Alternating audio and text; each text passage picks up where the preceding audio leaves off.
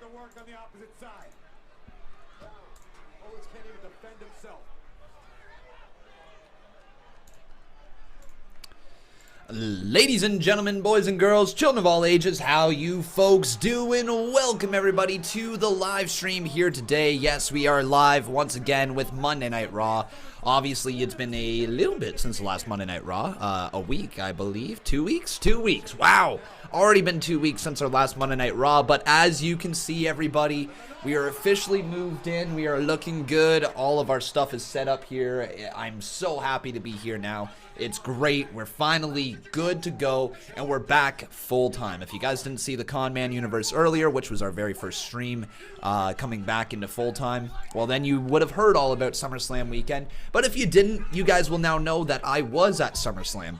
Myself and Bob, we took a little trip down there to Toronto. We saw NXT TakeOver. We saw SummerSlam live, and it was such a good time. Oh my God, got to see The Fiend's debut live in person. Like, what was that all about? Well, amazing stuff there. We also got to see Dolph Ziggler and Goldberg. That segment was hilarious. Got to see that live. So much to talk about. We'll go through absolutely everything that happened at SummerSlam. We'll talk about NXT TakeOver. We'll talk about my trip. But before we get into that, everybody, there's time for a thing right here that we like to call the Conman Certified Roll Call. So say hi in the chat and get a shout out. Who do we got in here today? We got Jason Dalton up in here. We got Xavier Howe. How you doing, my friend? We got BJK13, the one and only King167. James Lyman, how you doing, my friend? We got Baker Mayfield up in here. Wicked Heart, great to see ya. We got Jacob Richardson up in here. Marcus Ryan, John Blum. Matthew Beno, how you doing, buddy? It was great meeting you as well. Aaron Rodgers, we got in here. Christian Vega, how you doing? We got Dustin T. Dental, I think that was your name. Maybe I misread it. Harold Garner up in here. We got Shane, the gamer. We got Nick Man, Elena Spain up in here. We got CNT Sane. And let's say hello to Carl Hickford. How you doing, buddy? How about the people over in the Twitch chat? We got Rock Lovers over there. We got Star Wars Fan. We got Aled Thomas. We got Trevor Head. We got Sofia Barajas. And we got T-Time. How you doing, man? Welcome to the live stream. Great to see you guys all up in here. Okay. Yeah, that's right. That's right. This is the fallout of SummerSlam, and that means tonight we are going to probably get a new direction for some storylines. We're probably going to get some answers answered, or some questions answered from SummerSlam, and it should be overall a good show. But the card here tonight, it looks solid. It looks extremely solid. Let me just kind of go through what we are going to see here tonight. So we're going to get Rollins once again slays the Beast, so we're going to obviously get some follow-up to Seth Rollins becoming the new Universal Champion. Awesome stuff, by the way. That was great to see live. The Miz versus Dolph Ziggler is, in fact, happening tonight. At least, that's what the card says right now. We'll see if that changes. Stone Cold is apparently calling in over Skype to weigh in on Seth Rollins' SummerSlam showdown against Brock Lesnar. I don't know why that's happening. I believe it's because Steve Austin has a new show coming up on the USA Network, and it's probably just an easy way to plug the show, because I think it airs immediately following Monday Night Raw tonight on the USA Network. So that's probably the reason why Stone Cold is on the show here tonight. In a way, he's Skyping in. We find out what's next for the man, so Becky Lynch, something with her tonight. We get Alexa Bliss and Nikki Cross defending the Women's Tag Team Championships against the Kabuki Warriors. So nice to see the tag titles being defended actually 3 times in a week. Kind of cool. And then we're going to get the OC, if they're going to be remaining too sweet after SummerSlam. We got Cedric Alexander versus Drew McIntyre tonight. And we got Rey Mysterio facing off against Andrade in a 2 out of 3 falls match. There we go, everybody. It is time for Monday Night Raw. Once again, I'm your host, Conman167, and we got ourselves our very first dono of the day from Joseph P. Ali. He says, what did you think of SummerSlam? I enjoyed it a lot. I will always say this, that the live experience makes it a better show than what it actually is. It does not matter which show you go to. If you go to it live, it's going to be more enjoyable. Honestly, I thought SummerSlam last night was really, really enjoyable. I had no issues really with anything except for the WWE Championship match. I thought that WWE Championship match should not have ended in a double countout, because why? All right, let me just kind of go into that. The double countout in the Kofi Kingston match. Kofi Kingston versus Randy Orton. There is absolutely a reason to have it happen. but not at SummerSlam, not in a WWE Championship match, not in a match that already has 10 years of history. There was no need for that match to add another layer to the rivalry. Here's the thing, if you wanted to add another layer to the rivalry, why not take the title off Kofi and then have the news story be, hey, Kofi lost the title. Let's do another redemption story for him against the Demon, and not the Demon himself, but like the guy who has held him down for over 10 years. Like, that's the story that should have been told there. And I mean, hell, you know, if you want to give Kofi Kingston the win as well, if you want to keep the title on him, you want to keep his thing strong, then let the story be that he overcame his demons, that he overcame the guy who held him down. He finally conquered Randy Orton. That's what the story should have been. And it wasn't. They went the stupid way, and they went with a double count out. And then they had Kofi beat down Randy Orton. So to me, I thought that was a big sour point on the night.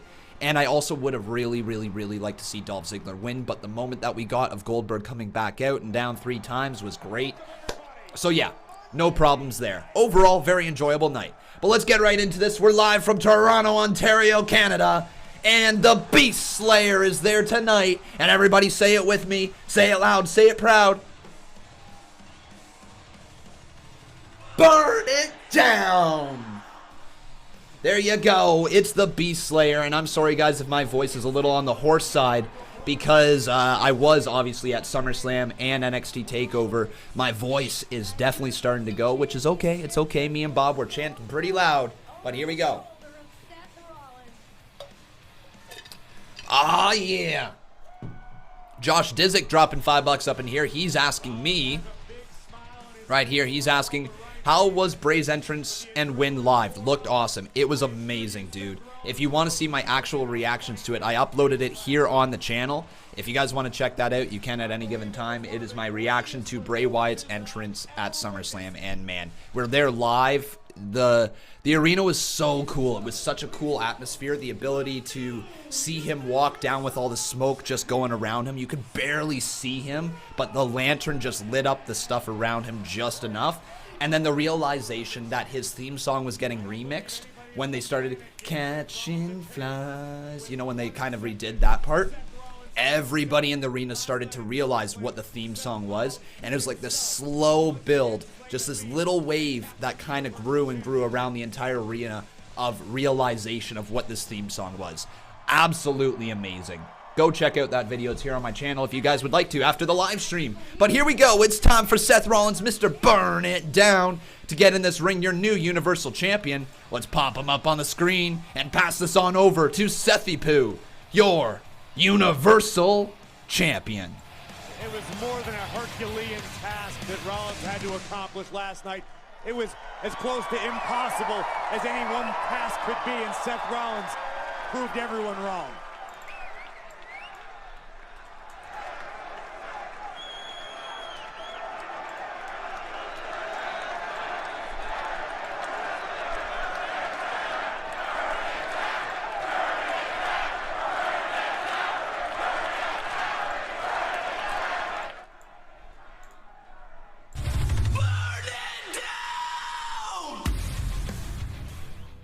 How was Bray entrance in when live?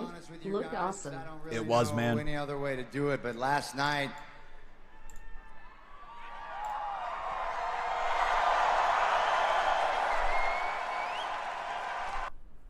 Oh, she's loading. Give it a sec here. We're just waiting for it to load. Shane the Gamer, thank you very much, dude, for your $2.29 donation. Don't know why it just froze here on me. There we go. All right. Last night, I didn't know that I had what it took to beat Brock Lesnar. Look, the last few weeks have been the toughest stretch of my entire career. I walked down to this ring not at 100%, not as confident as I should be, and I stared Brock Lesnar right in the eyes. And look, let me tell you something about Brock Lesnar, guys. In this ring, he is everything he's touted to be and more. He is a freaking beast.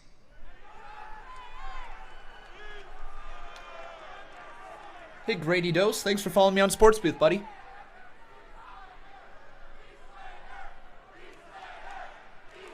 There's a Beastslayer chant. Do we want to get that going? Beastslayer. Beastslayer. He is the Beastslayer.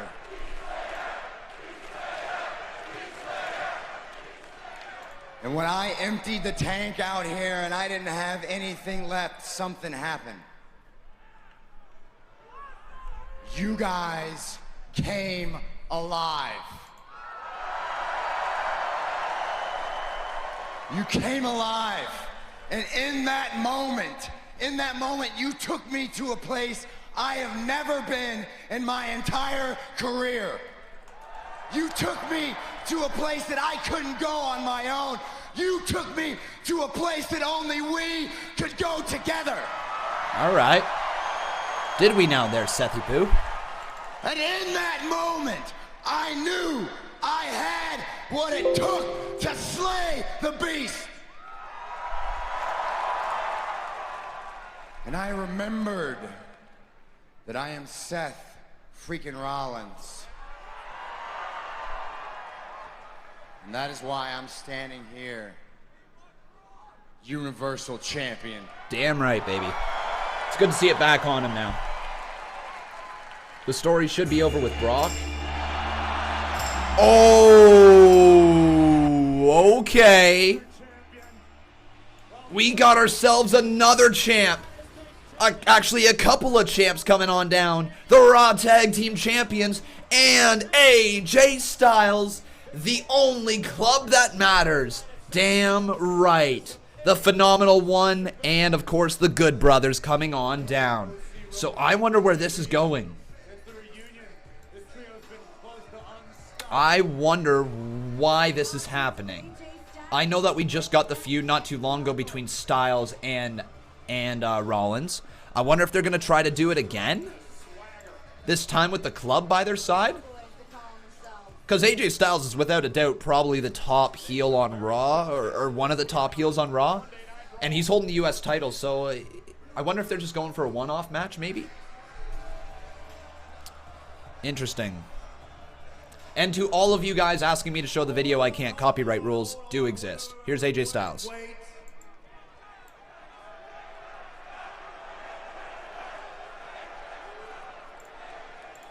Hold on, Seth. Believe it or not, the OC would like to be the first to congratulate you. All right. Congrats, Seth. Yeah.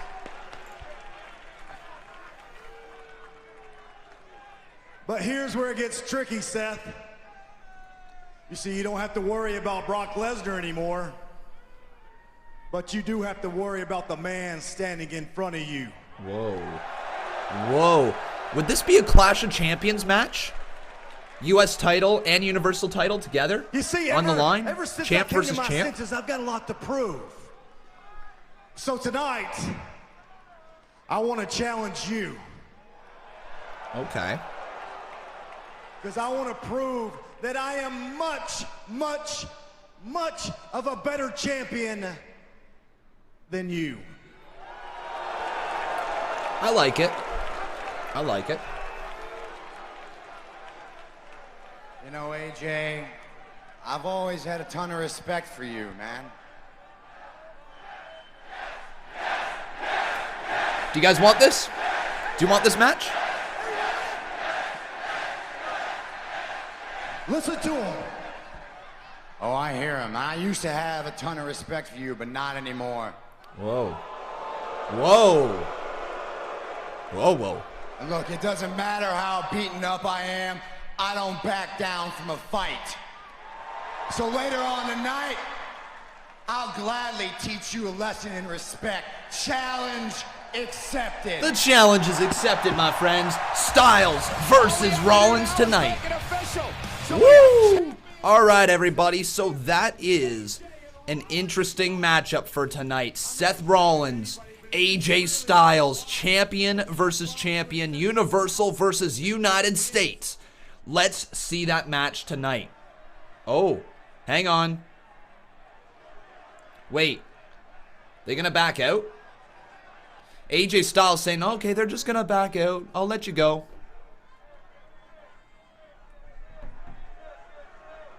And are they going to shake their hands?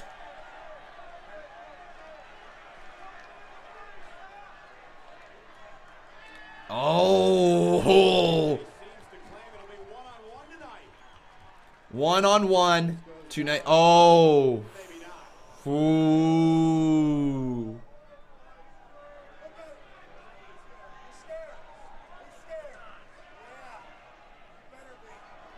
Styles saying he better be scared.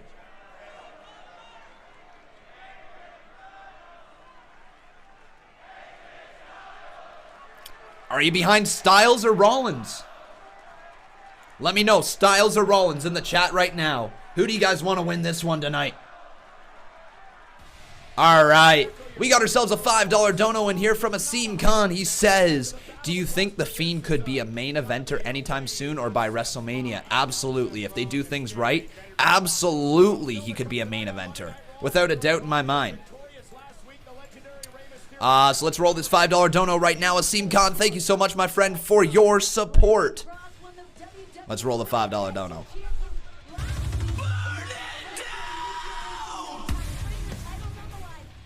Do you think The Fiend could be a main eventer anytime soon or by WrestleMania? Absolutely. Like I said, absolutely, it could definitely happen.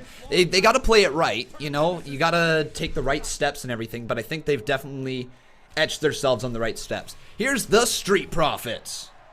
They were entertaining last night with Ric Flair. We have Seth Rollins. No, I ran it, Shane. It takes $3 to pop up on the screen. Sorry, buddy. The Universal Champion versus the United States Champion. Dawkins tonight, Monday Night Raw is getting all of the smoke. All of the smoke. Dawkins, come on, man. We're talking about the man that slayed the beast at SummerSlam. Yeah, I know. Seth's awesome. But it's just the SummerSlam after party went a little late. And your boy a little dehydrated, fam. Dehydrated? Can we get Dawkins an IV? Can I get him some electrolytes? Hey. Oh, Sammy, all right. Hey, you want a little friendly piece of advice? Look, I get it, you're new here, you're having fun, everything's shiny and bright. Just enjoy it while you can, because I get it, when you're new, everything's so exciting. But trust me, the longer you are here, this place will suck your soul. Those parasites in the crowd will suck the soul right out of you. Oh, boo. It happens to everybody. This is a knock on you. Hey, you were talking about Seth Rollins earlier? Look at Seth Rollins, perfect example. He came in here as the architect of the Shield. He was raw, he was gritty. And now look at him, he's become a pandering fool. Burn it down, burn it down. It's pathetic. It's pathetic. Even Becky Lynch. I love Becky Lynch. When she became the man, it was real. It was straight fire for real. And now it's just so manufactured. Yeah. That doesn't happen for everybody, does it? It happens to everybody. Even for someone like Samoa Joe? Samoa Joe? Are you kidding? Oh. That is a perfect example. Samoa Joe, okay, he came here 3 years ago like King Kong. He was beating everybody in sight, and now look at him. Last week, did you hear him? Oh, Roman, are you okay? Don't anybody hurt my sweet baby angel, Roman. Joe. Yeah. Joe, you just stuck up on me. I didn't know you were there. Yeah. Listen, Shh. No. We don't backpedal now. It seems you have a lot to get off your chest. And since I'm such a big softy, I just want to give you an opportunity to get it off your chest. Out there in that ring. Ooh. Right now. Joe's turning face, everybody. This is confirmation. Listen, maybe you'll go out there and show your fellow countrymen that maybe you're something more than Kevin Owens' water boy. Oh! Wow! Easy. Are we going to have Joe and Sami Zayn? We'll find out next. Okay. Yep, Sami Zayn versus Samoa Joe. That has to happen. That's going to happen here tonight, everybody. So far, we've gotten the setup for Seth Rollins versus AJ Styles. Good.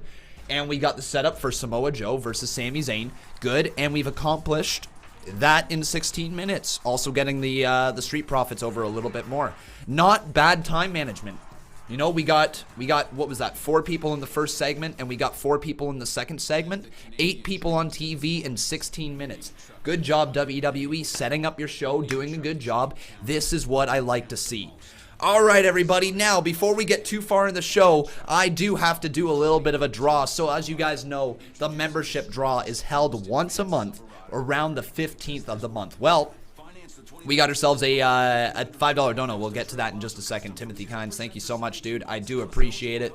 Thank you for your support as well. But yes, once a month we do run a nice little draw here. And the winner of the draw ends up getting a character in the Conman Universe. So everybody, what we're going to do right now, if you are a $5 member or higher, you will be entered into the draw. And here we go. Let's do this thing right now, everybody. It's very simple. Become a member, and then next month, maybe you can be entered into the draw as well. Loading it up. Let's do this thing. It is time to draw some names. And who is going to be the winner? Everybody, give me a nice little drum roll. It is...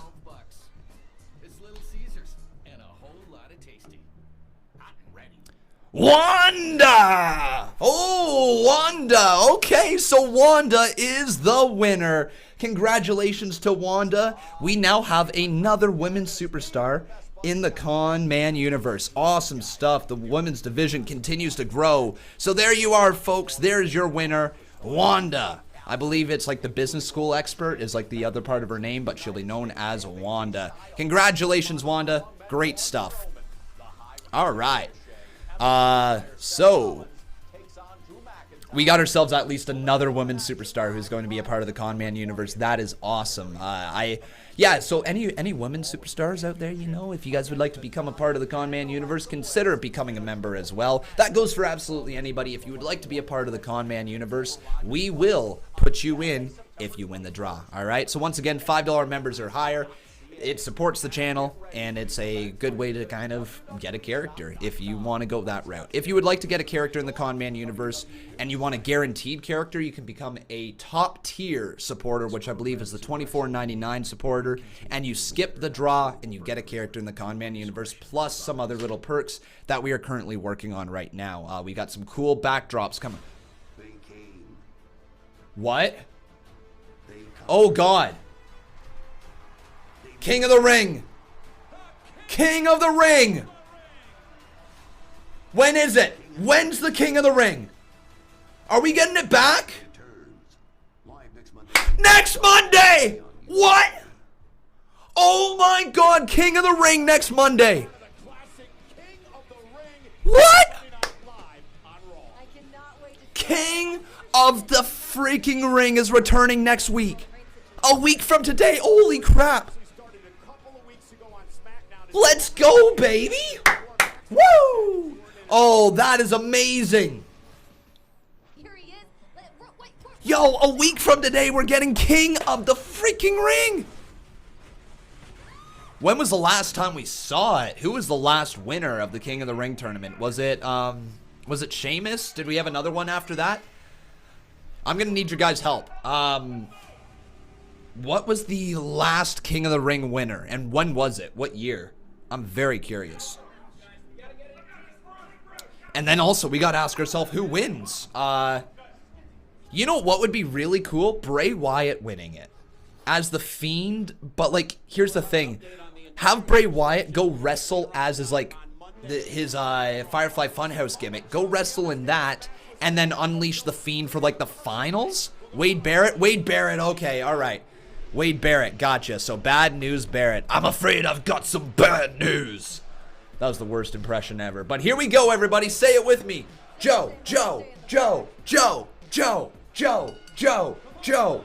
As Samoa Joe is slowly turning heel, or not heel, sorry, face. He's slowly turning from a heel to a baby face. All because of the Roman Reigns effect. When he got hit by that car and Joe showed compassion, that might have been the first time in his whole WWE career he showed compassion. Great to see. a new level for Samoa Joe, but it's not like he's full-on babyface. He's just going to start experimenting being the Samoa Joe character against the heels, which is awesome. I can't wait. So apparently Bad News Barrett was the last one in 2015. So it's been 4 years since the last King of the Ring tournament. My goodness. And it's already been 4 years since Wade Barrett. That's, wow. That's insane, man. April 28th, 2015, Bad News Barrett. All right, well, while we are while we're waiting for this replay of Roman Reigns getting hit by a car, I want to kindly ask you guys to please make sure you leave a like on this video. Also making sure you are subscribed to the channel. You can see your name pop up on the top left-hand corner, and let's aim to hit 113,750 here tonight, all right? Let's go for that, but here we go. Let's get it. Let's get Sami Zayn versus Samoa Joe. And Sami's really going crazy. The fellow Canadian, my twin if you will, back in his home country of Toronto, Ontario, Canada. And somehow Sami Zayn is still getting booed a little bit, but at least there's a little bit more cheers. It goes to show how good Sami Zayn's latest heel run has been since he went from being like one of the most over baby faces in the company to all of a sudden being like one of the most hated heels to the point where you want to see him lose. People are willing to pay money to see Sami Zayn lose right now. But let's get this Twitter poll up here on the screen. I got to ask you guys, who do you think will win? Will it be Sami Zayn or will it be Samoa Joe? So who will win?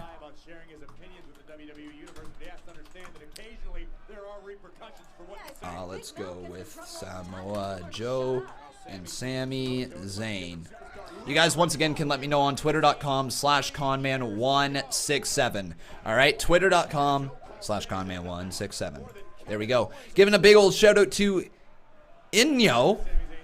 All right, Inyo, thank you very much for following me over there on Twitter. Thank you very much to Kasuja Frederick as well. Awesome stuff. Oh, Joe, right into the Coquina clutch. It's over. It's over. Sami Zayn's going to pass out. Oh, Sami Zayn taps out. Holy, and it's over like that. Wow. Wow. Samoa Joe now going to cut a promo. Let's get a Joe chant. Ohio boys, thanks for subscribing. Very clear. Though I may forgive Roman Reigns for pointing the finger at me for all our so-called freak accidents backstage, that forgiveness is extended to none of you. Oh, he's not turning face. My forgiveness is extended to none of you who helped propagate the lie, who thought that I was capable of doing such heinous atrocities. Oh. And for that, I will never forgive any of you people. Wow. You can't blame Samoa Joe. All right, so two quick things out of that segment. One, Samoa Joe just showed us that storyline continuation is very, very, very, very, very important, and he pointed out a good point. All of us turned on him. You know, before he did anything wrong, we held him accountable before anything actually happened. Samoa Joe has a reason to be pissed off at the fans. Second thing, did he just say freak accident? Is Lars Sullivan the mystery attacker? Is that why maybe Buddy Murphy confused Rowan? Is that why Rowan attacked Buddy Murphy? You know, maybe it's Lars, eh? Maybe Lars is back from injury. Maybe he's lurking around backstage, and maybe Lars was the attacker. Kind of cool. But yeah, I don't know. Maybe that was just something that they just threw in there, a freak accident to get people talking. But hey, it worked. So, everybody, let's continue on this live stream here. Monday Night Raw, so far so good. let's talk a bit about Bray Wyatt. So obviously Bray Wyatt has been the talk of SummerSlam, his new entrance, this new Fiend persona, everything like that. And now with the King of the Ring coming around the corner, you think maybe he's going to be involved. Here's the thing. If you put Bray Wyatt in King of the Ring, you're going to overexpose the Fiend character because it's all on one show. You know what I mean? And you almost want to keep the Fiend part of Bray Wyatt as a special attraction. You know, you want the Fiend to be the Goldberg of Bray Wyatt's character, where he shows up, wreaks havoc, and then takes off. You know what I mean?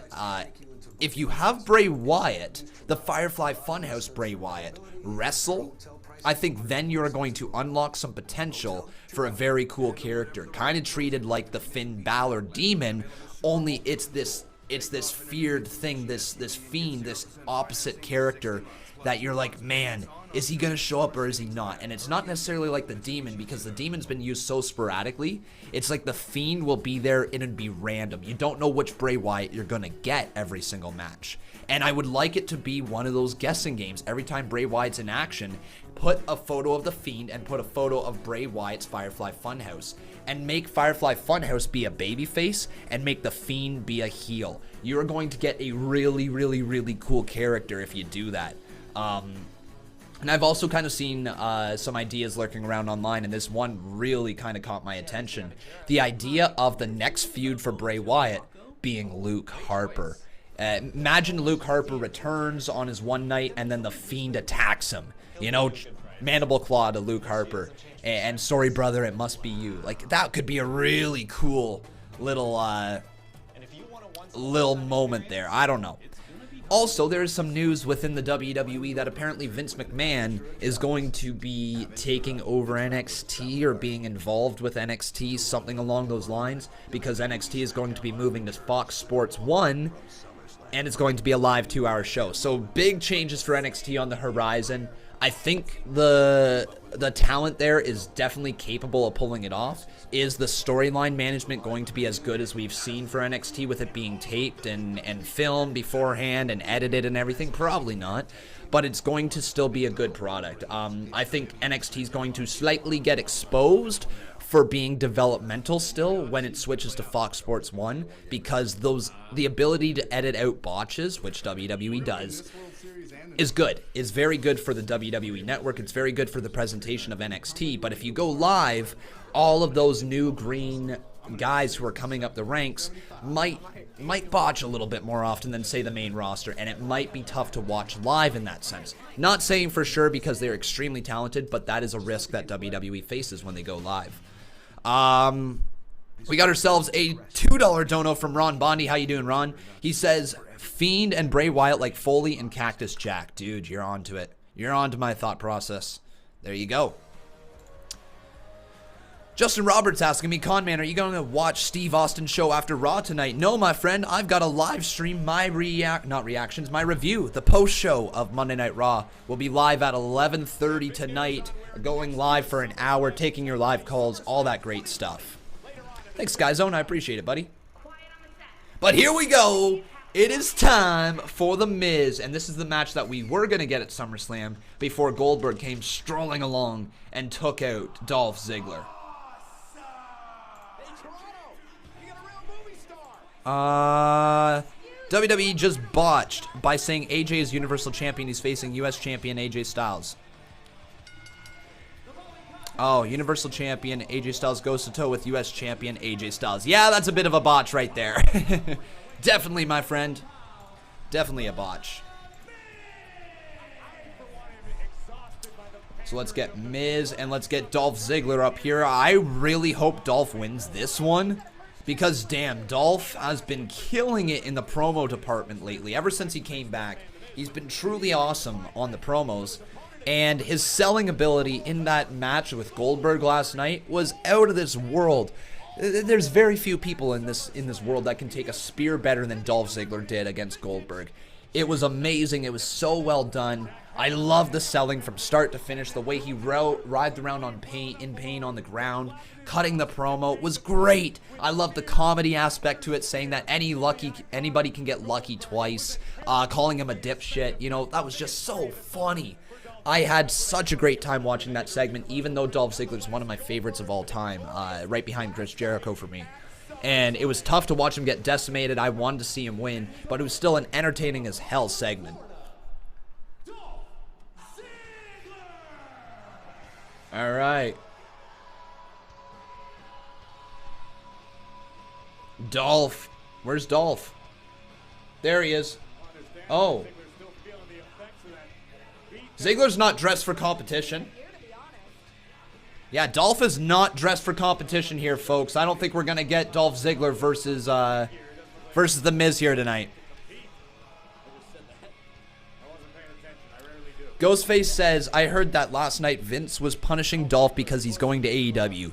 Yeah, because putting him in a spotlight match at SummerSlam against one of the biggest stars this industry has ever seen in Goldberg is definitely a punishment. No, not at all. Dolph Ziggler was put in that situation because he was the best person for that job, without a doubt.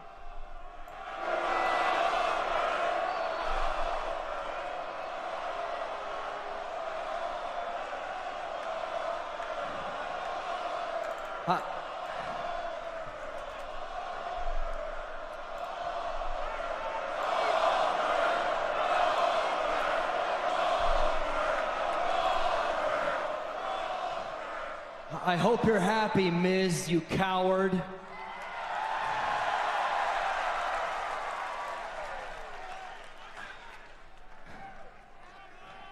Everyone knows you didn't have a chance against me at SummerSlam. So you sick Goldberg on me. All part of your master plan, right, Miz? Because you're a genius? Oh, that Toronto is awesome shirt's dope. You forgot. I got speared so many times yesterday.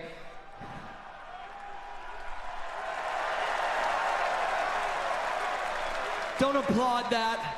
I cannot medically compete tonight. So your plan all goes out the window. Miz screwed Miz. Miz screwed Miz. You don't get a match tonight. Your plan doesn't come through. I am not medically cleared to compete, and all these bloodthirsty Canadians would love to see this match. Oh, man.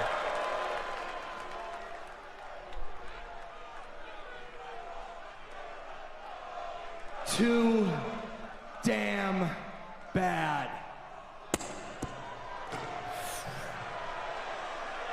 Dolph's got to put his health as a priority. Oh! Dolph's gonna attack Miz. Miz is. Oh, he was joking. He was joking around. Dolph Ziggler playing a little bit of possum here. Oh, man, going right after the Miz. Look at this, just ripping off that Toronto is awesome t-shirt right there and throws it right over the ropes. Folks, I believe we're gonna get this match.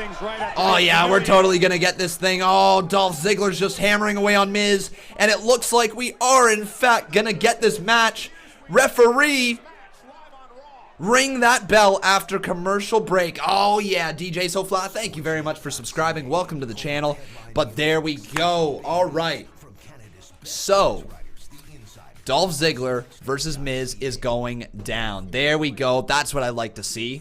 That's what I like to see. Oh, I love me some Dolph Ziggler when he's faking it. Dolph Ziggler's so good, man.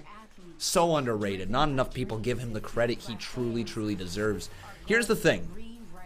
Last night at SummerSlam, I think as awesome of the moment was for Goldberg and Dolph Ziggler, as much of an awesome moment as it was seeing Dolph Ziggler get speared like 4 times like that and then hit like, and Goldberg coming back down in the promos and the comedy to it and everything like that, as much fun as it was, I really, really wanted to see Dolph Ziggler win. I wanted to see Dolph Ziggler be able to take that next step.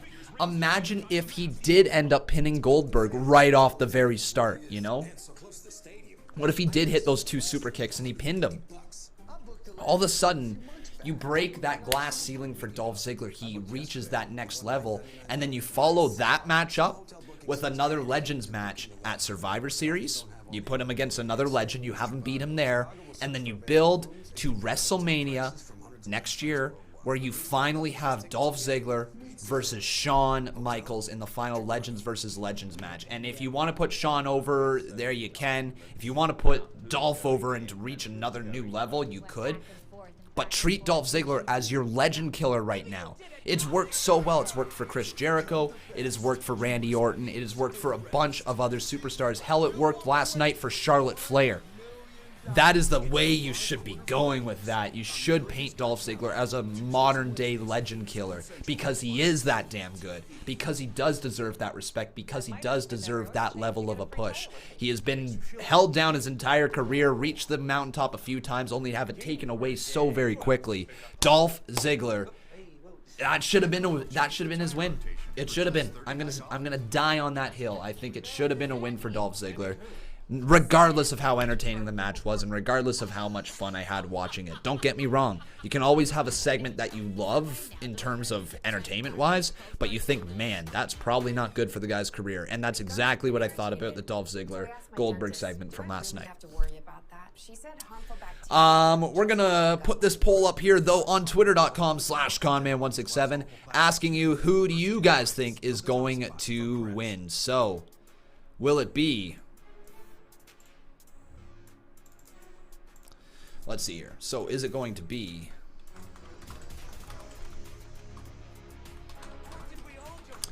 Dolph Ziggler? I think I missed a donation in there as well. I'll scroll up and see it in just a sec.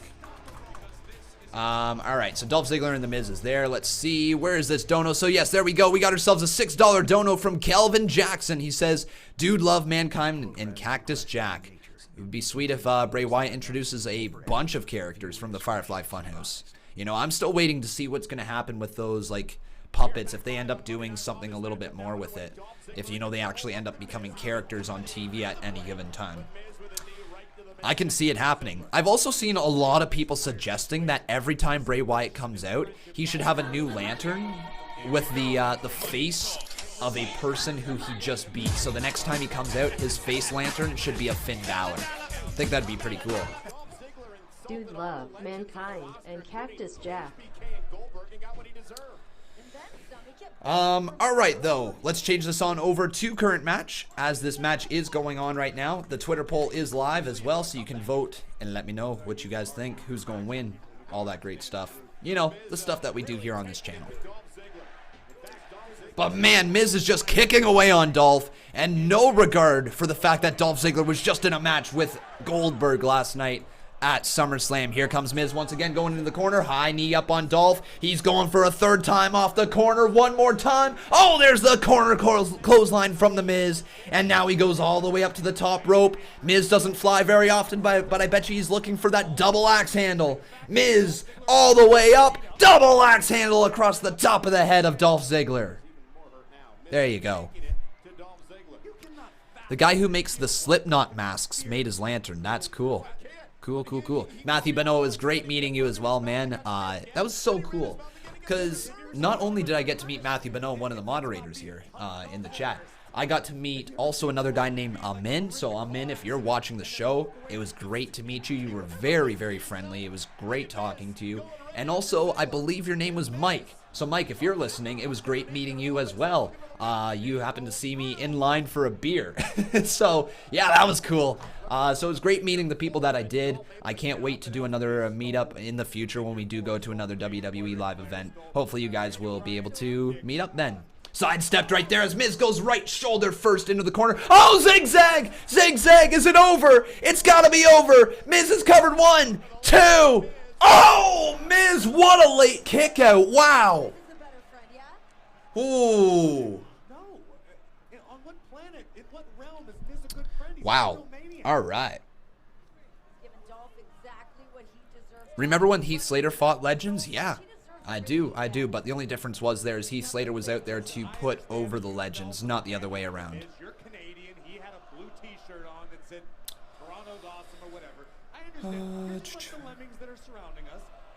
Is there Goldberg chants going on? Really?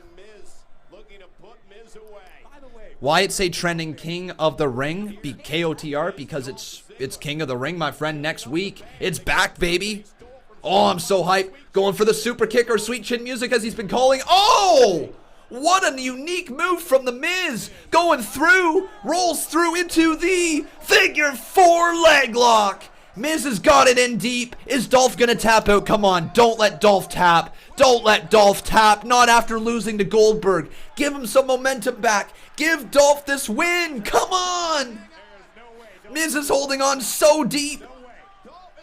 Dolph trying to get to the bottom rope, trying to reverse it, trying to turn it over. If he does, that pressure gets reversed onto The Miz. Will it happen? Look at the torque on the legs. Dolph, oh, crawling, dragging his corpse to the bottom rope. Can he reach just a fingertip away? Dolph Ziggler, oh, pulled back to the center of the ring from The Miz.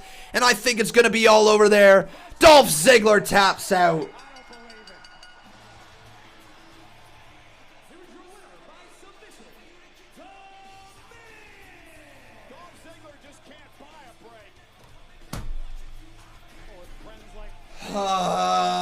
It's so tough being a Dolph Ziggler fan. So tough. Because every time it goes like this, you think the peak is going to be there, and then he just drops off again. Because WWE never truly commits to a Dolph Ziggler push. Why am I a fan of Dolph Ziggler? Oh, because he's so damn good. But man, that sucks. That sucks.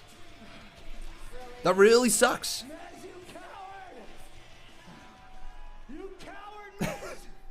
You couldn't beat me at SummerSlam!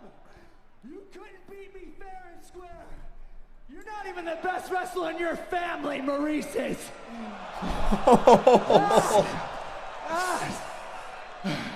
This is merely a flesh wound, just like Sunday! You don't have the guts to finish me off!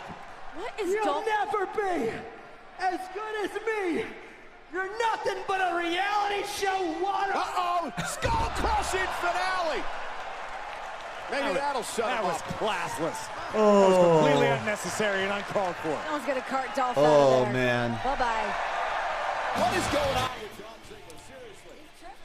Oh, so Dolph just gets uber buried now. To a guy who couldn't even beat Shane McMahon. Yep, that's right, folks. Dolph Ziggler just lost to a guy who couldn't even beat a 50-year-old man. The team, thanks for subscribing. Dolph Ziggler still has not learned his lesson. Now The Miz getting the payback he was looking for. But right now, please allow me to introduce my guest. She is the Raw Women's Champion, the man, Becky Lynch. Here's Becky. Becky, congratulations on your win. Thank you, Charlie, but I can take it from here. Now, I didn't come here to celebrate. Natty owed me a debt, and last night I cashed her out in full, so respect to you, Natty, respect. But a long time ago, I told everybody in that locker room that I was coming for anyone who did me wrong. Make no mistake about it, I am not here to make friends, and I will not rest until Sure, Bullet everyone Club 72, that'd be has been awesome, dealt man. with. Thank you. This is a cat and mouse game, ladies. You get me, I get you. That's how this game is played. Now, your smart play is to get me before I get you. Game on. Thanks, Chuck. Thank you. All right. Intriguing. The man, Becky Lynch, the Raw Women's Champion. Meanwhile, Seth Rollins... So, if I understood that promo segment correctly, which I think I did, Becky Lynch says that anyone coming after her who did her wrong, she recommends that they get her before she gets them. So is that essentially saying that anybody who Becky Lynch has kind of crossed paths with in the past, and if they've ever wronged her, she's going to turn on them? All right, so let's try to think this now. Who from her past should she be facing? Who has wronged Becky Lynch over the years, who she hasn't really faced too much recently? Obviously, Alexa Bliss being one of her biggest rivals on the main roster. So that's out of there. Charlotte, she's already fought her, so that's out of there. Cool. We have seen now... Did Bayley and Becky have any issues? Well, I mean, they might build to that towards SummerSlam. Or not SummerSlam, Survivor Series. Sasha, but what was the history there? I guess Ronda Rousey is one, yeah, but like, I guess that could be kind of unfinished, but she's kind of off doing her thing. Sasha always beat Becky. Okay, Mikael Lashley. That's kind of interesting. Who else, though? Who else besides Sasha Banks and Ronda Rousey? Who else has wronged Becky Lynch in her past? Has there been any, like, weird moments throughout the years? Has she jobbed out to anybody? What about Naomi? Did Naomi and Becky Lynch have some issues at some point? Some unfinished issues? I don't know too much else that they kind of got going on. Some people saying Shayna, but I don't think Shayna and Becky have ever crossed paths, unless there's been like a Twitter interaction I've missed.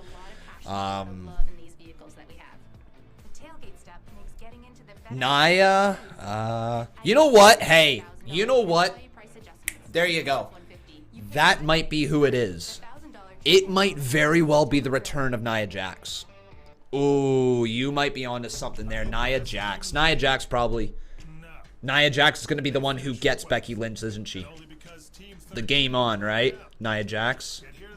That might be it. Ooh, we might be onto something there. Yeah. Nia's been away for a long time. Yeah. Nia. Yeah. She is still injured. Well, we'll wait and see here.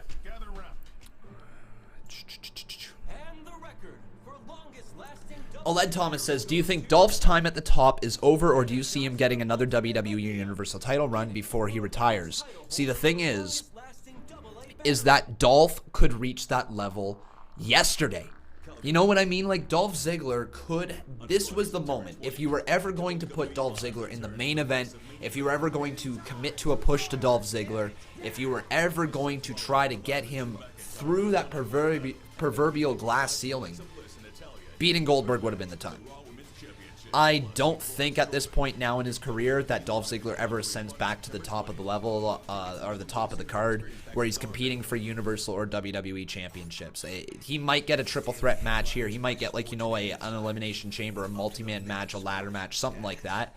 But I don't think he's ever going to be champion again, and that's so tough for me to say because, as you guys know, Dolph Ziggler is my favorite active WWE superstar right now, and he's my second favorite WWE superstar of all time, you know, right behind Chris Jericho. It's so tough being a Dolph Ziggler fan, knowing that he's probably never going to get back to the top. But anyways, doesn't matter. Here's Elias. Do we see Edge again here tonight? Maybe. Hello, I am Elias. And last night, another legend interrupts me. Now, to be honest, I think I'm getting the hang of this here. I think I figured it out, you know. I come out, I go to sing a song, and then some superstar comes out and interrupts me. So why don't we just get that all out of the way right now? Gargano? If you're going to interrupt me, just come on out. In fact, you can all count it down with me. So let's do it. In 3, 2, 1...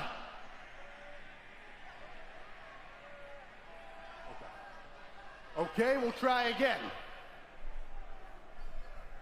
In 3, 2, 1.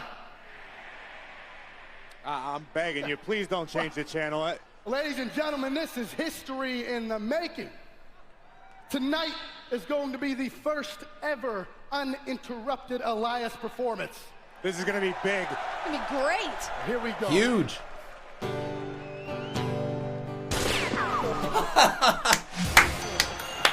Maybe not. It could still be great.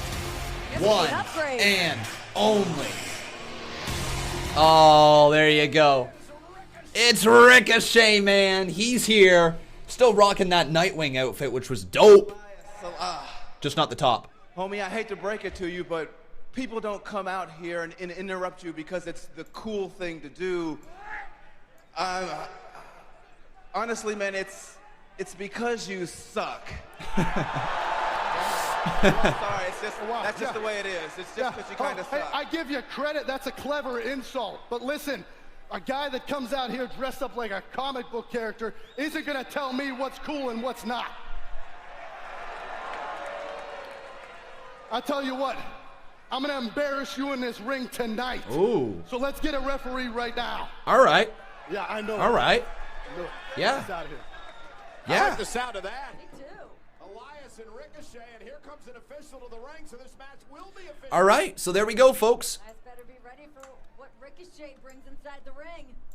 So we are going to get Ricochet versus Elias right now. That was a very quick way to set up the match. I wonder if Elias loses really quick here to Ricochet to try to build him back up after the U.S. title loss last night.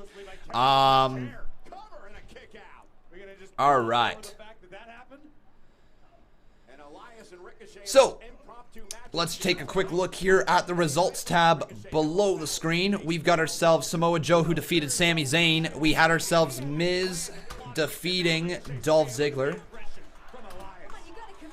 And then we are going to have Ricochet versus Elias. Oh, baby, we got ourselves a new member up in here, Steve K. And also, by the way, I believe at some point along the night, we did end up getting a new boss. But there you go, Steve. Thank you, dude.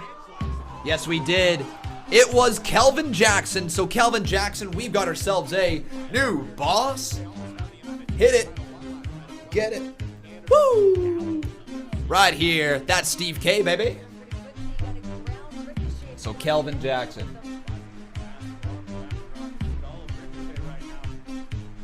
All right. And so Kelvin Jackson becoming a one-time Boss Battle champion here tonight. Remember, guys, if you are enjoying the show, you can always leave a like here on this video. Make sure you are subscribed and consider dropping a little donation if you guys enjoy what I do here all the time. I'm just going to quickly look at something.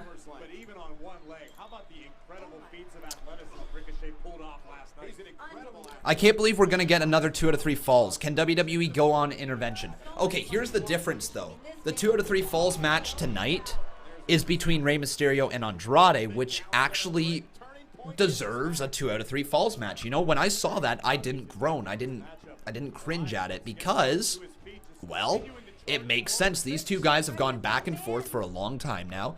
They are pretty even in terms of wins and losses. I don't know, they might be exactly even as well. Oh, little botch right there. Big botch.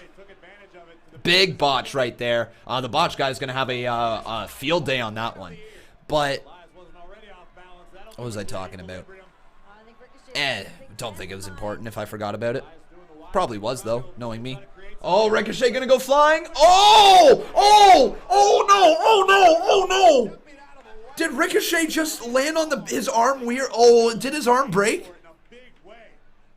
He landed so hard on his left hand. Oh my God, he might be seriously hurt. Oh, Elias is going into the ring now.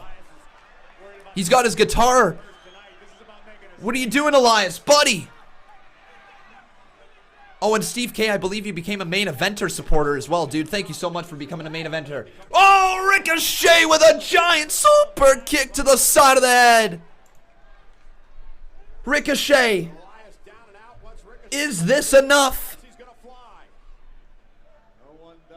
Going all the way up there.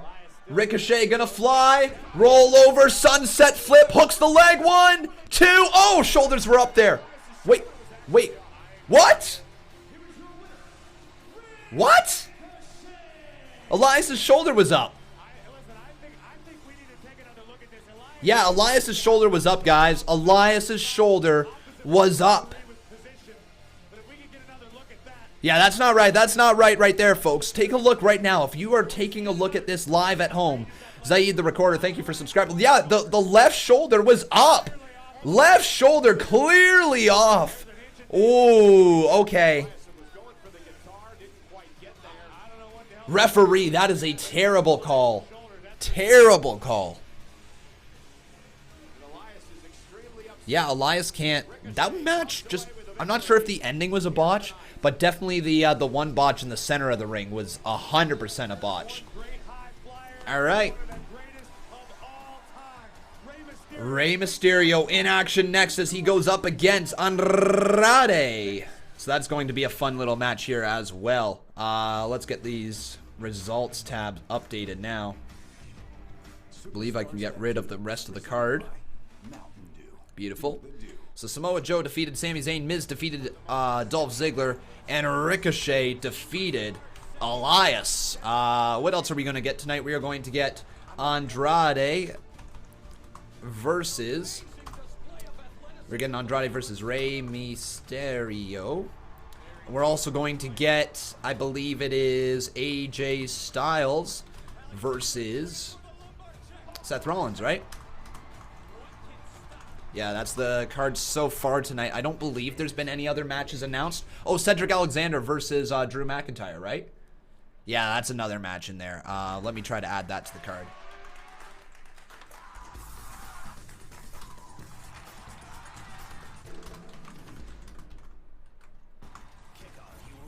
All right. So now we should be all up to date with the results tab down below. Remember, everybody, if you are enjoying the show, please make sure you leave a like on this video. If you're watching over there on Twitch, please make sure you consider following me. If you're watching right here on YouTube, please make sure you are subscribed as well. And any little donation is appreciated. So if you guys are enjoying the show, consider dropping a donation, whether it's 5, 10, 15, 20, any little bit is appreciated, as this channel is completely fan-funded. So thank you so much in advance if you guys do support this channel.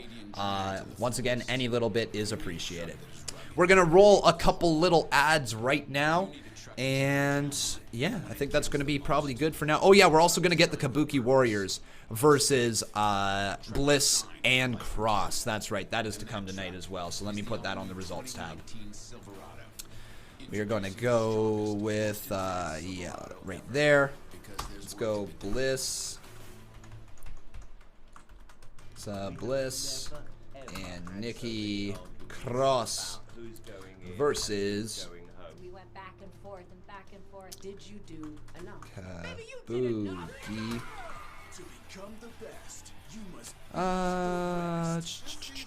Kabuki Warriors. It's the live quarterfinals. America's Got Talent. Tuesdays and Wednesdays at 8, 7 Central on City. All right. I believe we now have everything, right? I think we're good now. What do I think of the Fiend? Dude, amazing. It is probably the best gimmick character I've seen. Hey, WWE Universe in Canada, what's happening? It's me, your best pal, Scott. In a long time. I was about to say ever. I don't know if it's ever, but man, it is up there. Like, when we were talking about some of the greatest gimmicks that are going to be remembered for years and years and years to come, you know, some at least of the greatest re-debuts or entrances or whatever you want to call it. We talk about Kane, you know, ripping the door off the Hell in a Cell, right? And that being one of the greatest entrances and debuts of all time. But you know what also we're going to talk about? We're going to talk about Bray Wyatt's Fiend. And that is going to be remembered for years on years on years on years on years on years on years. He will go down in history for this character. He will change the game for this character. This idea of an entirely separate world going on inside of WWE. You know, the Firefly Funhouse is completely different than what's going on in WWE. Honestly, it was damn near perfect. I don't know how you could have done it any better. I don't know if it's possible to have done it any better. Like, when you talk about some of the greatest moments ever in the history of wrestling, it is going to be that entrance of Fiend. It's up there, you know, like, definitely one of the greatest moments of my generation.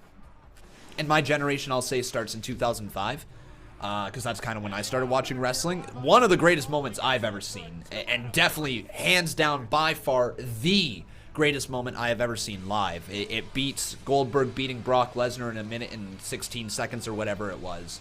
It tops that for me easily. All right, little Rey Mysterio is here as he takes on his biggest rival of the modern era. It is going to be Rey versus Andrade, and I'm so happy that we get this match here in the 2 out of 3 falls, because this is where 2 out of 3 falls matches actually make sense. I'm not upset in the slightest that this is 2 out of 3 falls. This makes sense. As I continue to say, you know, when they were overusing the 2 out of 3 falls, I said that, you know, it just makes sense in rivalries where you have 2 even people who have traded back and forth wins, you know, fairly often. It just makes sense to put them in a 2 out of 3 falls match. Also, not to mention the fact that he ripped the mask of Rey Mysterio 2 weeks ago. Like, that was ridiculous, Andrade. He's getting that heel heat on such a good level. But now I gotta ask you guys over on Twitter.com, who do you think's gonna win? Is it El Idolo? I would think. Alright, so who will win?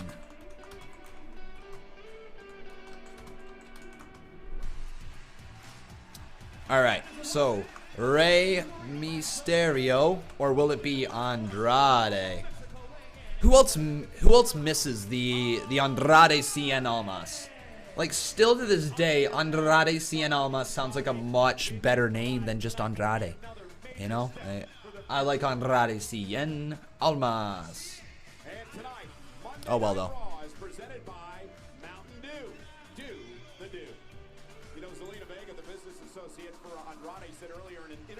Oh, that's cool, Matthew. That's cool, everybody. I'm going to show you guys this photo right here. Matthew Bonneau just sent to us over on Twitter. He got to meet both Rey Mysterio and Drake Maverick. If you take a quick little look over there to the right side of me. You know. Wait, left-hand side of the screen? Yeah, left. Yeah, it's backwards. All right. Let's get this going here, folks. This should be really, really good. This is going to be a little bit of a show stealer, if you will. Oh my God, Andrade right out of the gate, just delivering a giant boot right there to Rey Mysterio. And Andrade looking like a man possessed. Charlotte Flair is definitely doing wonders for him. Oh, right into the ropes though. Hang on, I might have spoke up a little bit too quick. Rey Mysterio, oh, but Zelina Vega getting involved. And now Andrade rolls him up 1, 2. Oh my God, he got the ropes. Fall number 1. Goes to Andrade. Wow. Holy, okay. Wow. Missing a huge call there as Zelina Vega got involved and rang that bell for the second one. Is Rey Mysterio going to go really quick right here? Slides underneath. It looks like Andrade shoves him off the ropes. Rey Mysterio, oh, up and over. Hurricanrana down into the ropes, and he slides underneath the bottom as Andrade gets to the safe little spot right there. But Rey Mysterio now signaling up top as he's going to climb and do something famous that Rey Mysterio is known for. But no, he can't quite get there as Andrade hops on up, hits him with a big old chop from the side. And imagine if this match is over before we know it. Imagine if Andrade wins 2-0. Imagine if Andrade beats Rey Mysterio like that. That'd be sweet, wouldn't it? Oh, big kick there to the side of the head of Andrade as Rey Mysterio's working him right now. Kick to the chest. Rey Mysterio gonna go flying all the way up. Oh my God! Oh!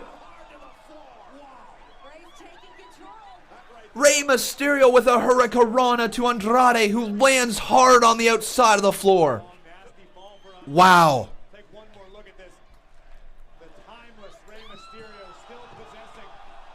I am the monster. How you doing over there on Sports Booth? Welcome, my friend. Also going to say hello to Aled Thomas and Star Wars fan and H3X Kidding Troy over there, guys, on Twitch. Thank you so much for watching. Yeah, let's get this video to 250 likes. I like your thought process there, Roman Reigns. Let's get her there, but Rey Mysterio. Oh, what a splash. 1, 2. What a splash.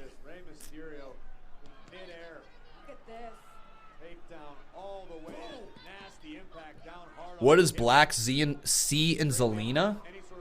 She is, I bet you, probably one of the most understanding, fun-loving, great women out there, you know? Zelina Vega, also, she's a gem. Holy crap. What else? What do you mean, what is Aleister Black C and Zelina Vega? Do you see her?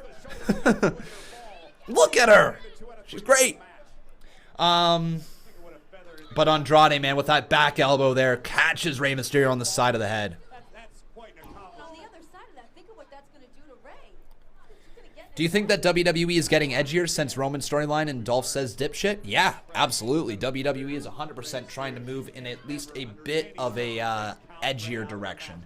I don't know if it's necessarily going to ever be TV 14 again, but it definitely is going to be interesting moving forward. But Andrade now looking for the double knees to the face of Rey Mysterio, looking to put him away 2-0, off the ropes. Oh, he sidestepped him there, and Andrade's knees just went knee first right to the top of the turnbuckle. Of course they were knee first because it was double knees.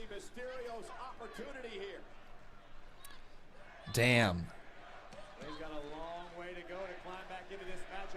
This is really a great match. Oh, Rey Mysterio up and over. Shoulder tackle there to the midsection of Andrade. A right hand, another right hand across the top of the head. Here he goes. Sunset flip. Oh! Oh! Oh my God! 1, 2. Oh! How did Andrade survive? Wow. What? How did Andrade survive that Canadian Destroyer? Not even a Canadian Destroyer, sorry, a modified Code Red. It was almost a Canadian Destroyer because the way that he landed on his head, man, wow. And now Rey Mysterio, Lil Ray, gonna look to dial it up. Here he goes. 619 misses right there. Andrade rolls through. Zelina Vega paying dividends. Oh, a big old kick out right there for Rey Mysterio, and he can't believe it. But now Rey, he's gonna roll him up. 2. Oh, Andrade just got his shoulder up as well. Wow. Yeah, Zelina Vega's played an awesome role in this match. That's what I like to see. But now Andrade hung up again on the middle ropes. Oh, another one across the top. Now down to the middle. Rey Mysterio dialing it up. Oh, 619 delivered. And now Rey Mysterio looking to even the score, going all the way up to the top rope. Rey Mysterio in this 2 out of 3 falls match. He's going to go flying. Rey Mysterio! Knees were up there on Rey Mysterio. Rolls him through again. Picks him up. Hammerlock. DDT. Get it. 1, 2. Clean sweep for Andrade. Oh, that's good. That is good. That is so good.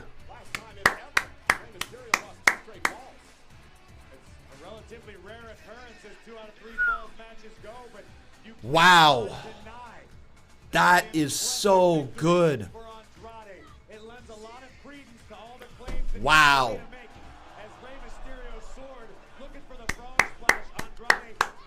I'm blown away. They legit just gave a 2-0 win to Andrade.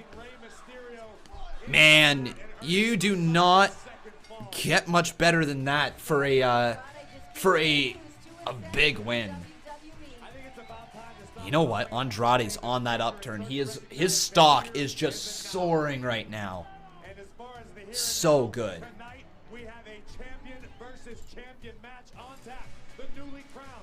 Wow. Great match. I don't know what else to say, guys. That was awesome. I'm so happy that they gave that win to Andrade. And now you got to ask. Oh. After the performance last night of Seth Rollins as he slayed the Beast to win the Universal Championship here in Toronto at SummerSlam. I'd like to welcome my guest at this time, someone who was equally impressed with the performance of Seth Rollins last night. Ladies and gentlemen, please welcome a multi-time WWE champion, a Hall of Famer, Stone Cold Steve Austin. It's Stone Cold, baby. Oh, hell yeah. Welcome, Steve. Good to be with you. I want to ask you, Steve, about Seth Rollins' performance last night. How impressed were you with the new Universal Champion? Well, the performance was off the charts because he had to dig deep. He went into this thing not being 100%.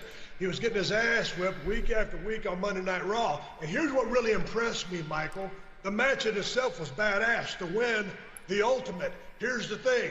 He asked himself, is it worth this week after week getting my ass handed to me?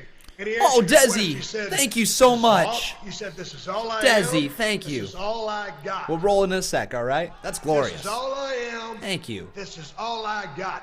That's exactly what I believe my whole damn career. So I've always wondered exactly what Seth Rollins really is, who Seth Rollins is when he says Seth freaking Rollins. Now I know who and what he is. This is all I am. This is all I got.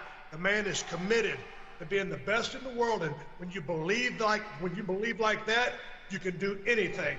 That's what impressed me. You know, Steve, I understand that back at the Raw reunion, which you were a part of a couple of weeks ago, that you had the opportunity to actually sit down and speak with Seth Rollins before his match with Brock Lesnar. What type of advice did you give Seth that night? Man, I just told him to stay focused. I mean, because there's going to be good times, there's going to be bad times, and we all live and die through those. And I just told him to stay focused. The guy's very determined, and I think he relied on the crowd that night. Just listen to his promo earlier. We all do. We live and die by that crowd. But in that match, I think Seth is too humble to say this. He found a piece of himself that he never knew existed. And he dug down deep, and that's who and what this guy is. I understand who and what Seth frickin' Rollins is all about, finally, after all these years. So congrats and big-time respect for a badass win. To put his ass on the line, guarantee a victory at SummerSlam against Brock Lesnar, man, that's writing a check that your ass better keep, and he did that. Steve, thank you so much for joining us. It's great seeing you, and I want to wish you luck on what happens tonight after Monday. And here's the real Night reason Raw. why he's here. It is the series premiere of your brand new show, Straight Up Steve Austin. And from what I understand, it's less talk, more show. It's your turf, their stories, and a hell of a good time. Oh, hell yeah. It takes place tonight on the USA Network. There you go. Immediately following Monday Night Raw. Straight Up Steve Austin. Congratulations and good luck with the new show, Steve. So absolutely, the reason why Steve Austin was on the show tonight was to promote that. So now you guys start to see it. All right, Desi plays. Oh. Yeah, it's going to be another announcement of King of the Ring. Sweet. So Desi Plays, thank you so much for your amazing $20 donation. Desi, thank you very, very much. This is what Desi had to say. We're going to roll it right after this beautiful donation. Here we go. Look at this. It's glorious. Ladies and gentlemen, may I present my very first donation ever? Woo! Desi Plays, thank you so very, very much for your amazing support here on this channel. That $20 dono is a big help. Trust me when I say I really, really appreciate it. Thank you very much. I hope I can provide a great stream for you moving forward. To anybody else who wishes to drop a little donation here, thank you in advance if you do. If you drop $5 or higher, you can get text-to-speech. The lovely Barbara will read your name or your message out and everything like that. So thank you guys. If you happen to drop a donation, any little bit is appreciated. You guys can also become a member and support this channel monthly if you really, really enjoy it. You get your name turned green. As you advance up the ranks, you know, you get some access to some emojis. You get access to some cool things. If you would like to check that out, it is the members tab. Click on it. It's great. Big Rocker Johnson, how you doing, my friend? Dropping $2. He says, Aleister Black should win King of the Ring. That would be kind of cool. King Black. Steve K also dropping $2. Steve K, thank you very, very much for your support, my friend.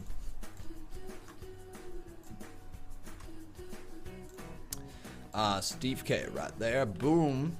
Also, I believe up in here, we've got ourselves a new boss, so let me double check this real quick. I believe the new boss is actually Desi. Refresh this. Boom. And yes, we do. There we go, folks. We've got ourselves a new boss, and her name is Desi Plays. Desi, thank you so much. There's so much to see and do here. Plays. He'll give you a good price. This view hasn't changed. Awesome stuff. Thank you very, very much. I do appreciate all of the support here tonight, guys. It is also amazing seeing that we got 843 people watching this stream. If you guys have noticed, we got ourselves the new backdrop. I know a lot of you may not have watched the SmackDown live stream last week when we introduced this, but yes, we got ourselves a sweet-ass backdrop now. We have the ability to change the color of the light, so we can go blue for SmackDown. We can go yellow for NXT. And we can go straight up white if we wanted to. We can go, what else could we go? We can go that blue if we want. We can go orange if we really wanted to. We can go brown. Oh, that's purple. That's purple. That's not brown. Okay. Then we got this color right there as well. Beautiful. Slow. Register. There you go. Look at that color right there. You got pink. You also have the yellow, like I said, but we're going to switch it on back to that red. Beautiful, beautiful, beautiful. All right. We got ourselves a few dollar donos in here as well. We got Desi Plays right here saying, I'm not letting go of my boss title when I just got it. So Desi's going to hold on to this thing. All right, Desi. We're going to check that out, see if you can truly hold on to the boss battle for the rest of the night. To me, that sounds like somebody's challenging. You know, Desi, that sounds like you're issuing an open challenge for anybody to come after your boss battle. I don't know. That's what that sounds like. But let's roll the $5 dono right there. Desi Plays, thank you so very much.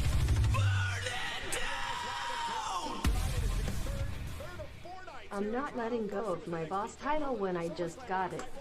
Thank you so very much. But then Dante fires back with another $5 donut. Says, who should face Seth Rollins for the Universal title?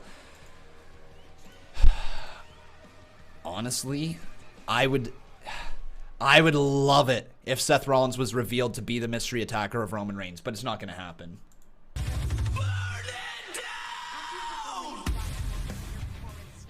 Who should face Seth Rollins for the WWE Universal title? I've never lost 2 falls like that in a row. Oh. I have no idea where my career is going. Whoa. I just know I have a family to support.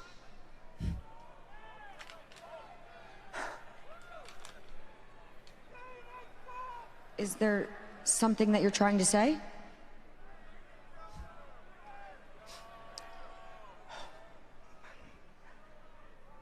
My family. My family. Okay.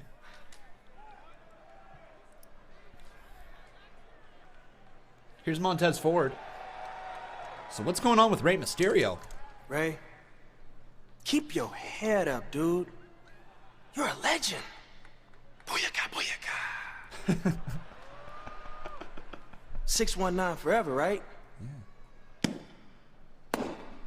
Right, Dawkins? Oh, Dawkins is hung over to the tits. Hey, man, we on live TV, man. How long did you stay at the after party? I don't know, fam. What time did Raw start again? Okay, Desi! Woo! We talked about Seth and Becky. Now we gotta hype up your girl, Nikki Cross.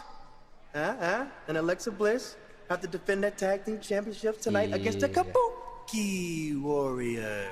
Huh? Yeah, they are. Yeah. Our guy Cedric. Steve M, thanks for what subscribing. A Raw! What a Raw at the SummerSlam, Dawkins! Who do you got for that match?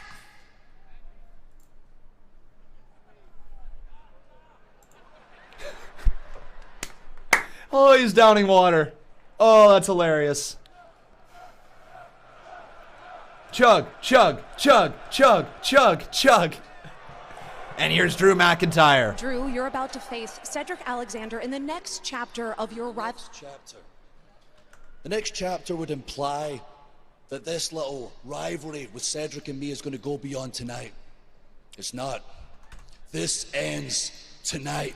Ooh. Everything Cedric's been up to, from buddying up to Roman Reigns to leaping off the Titantron behind me, it's all part thanks, of this Steve K. fairy I appreciate tale it, buddy. He's concocted in his head, and he seems to think it's all gonna end with a big victory over Drew McIntyre in Toronto.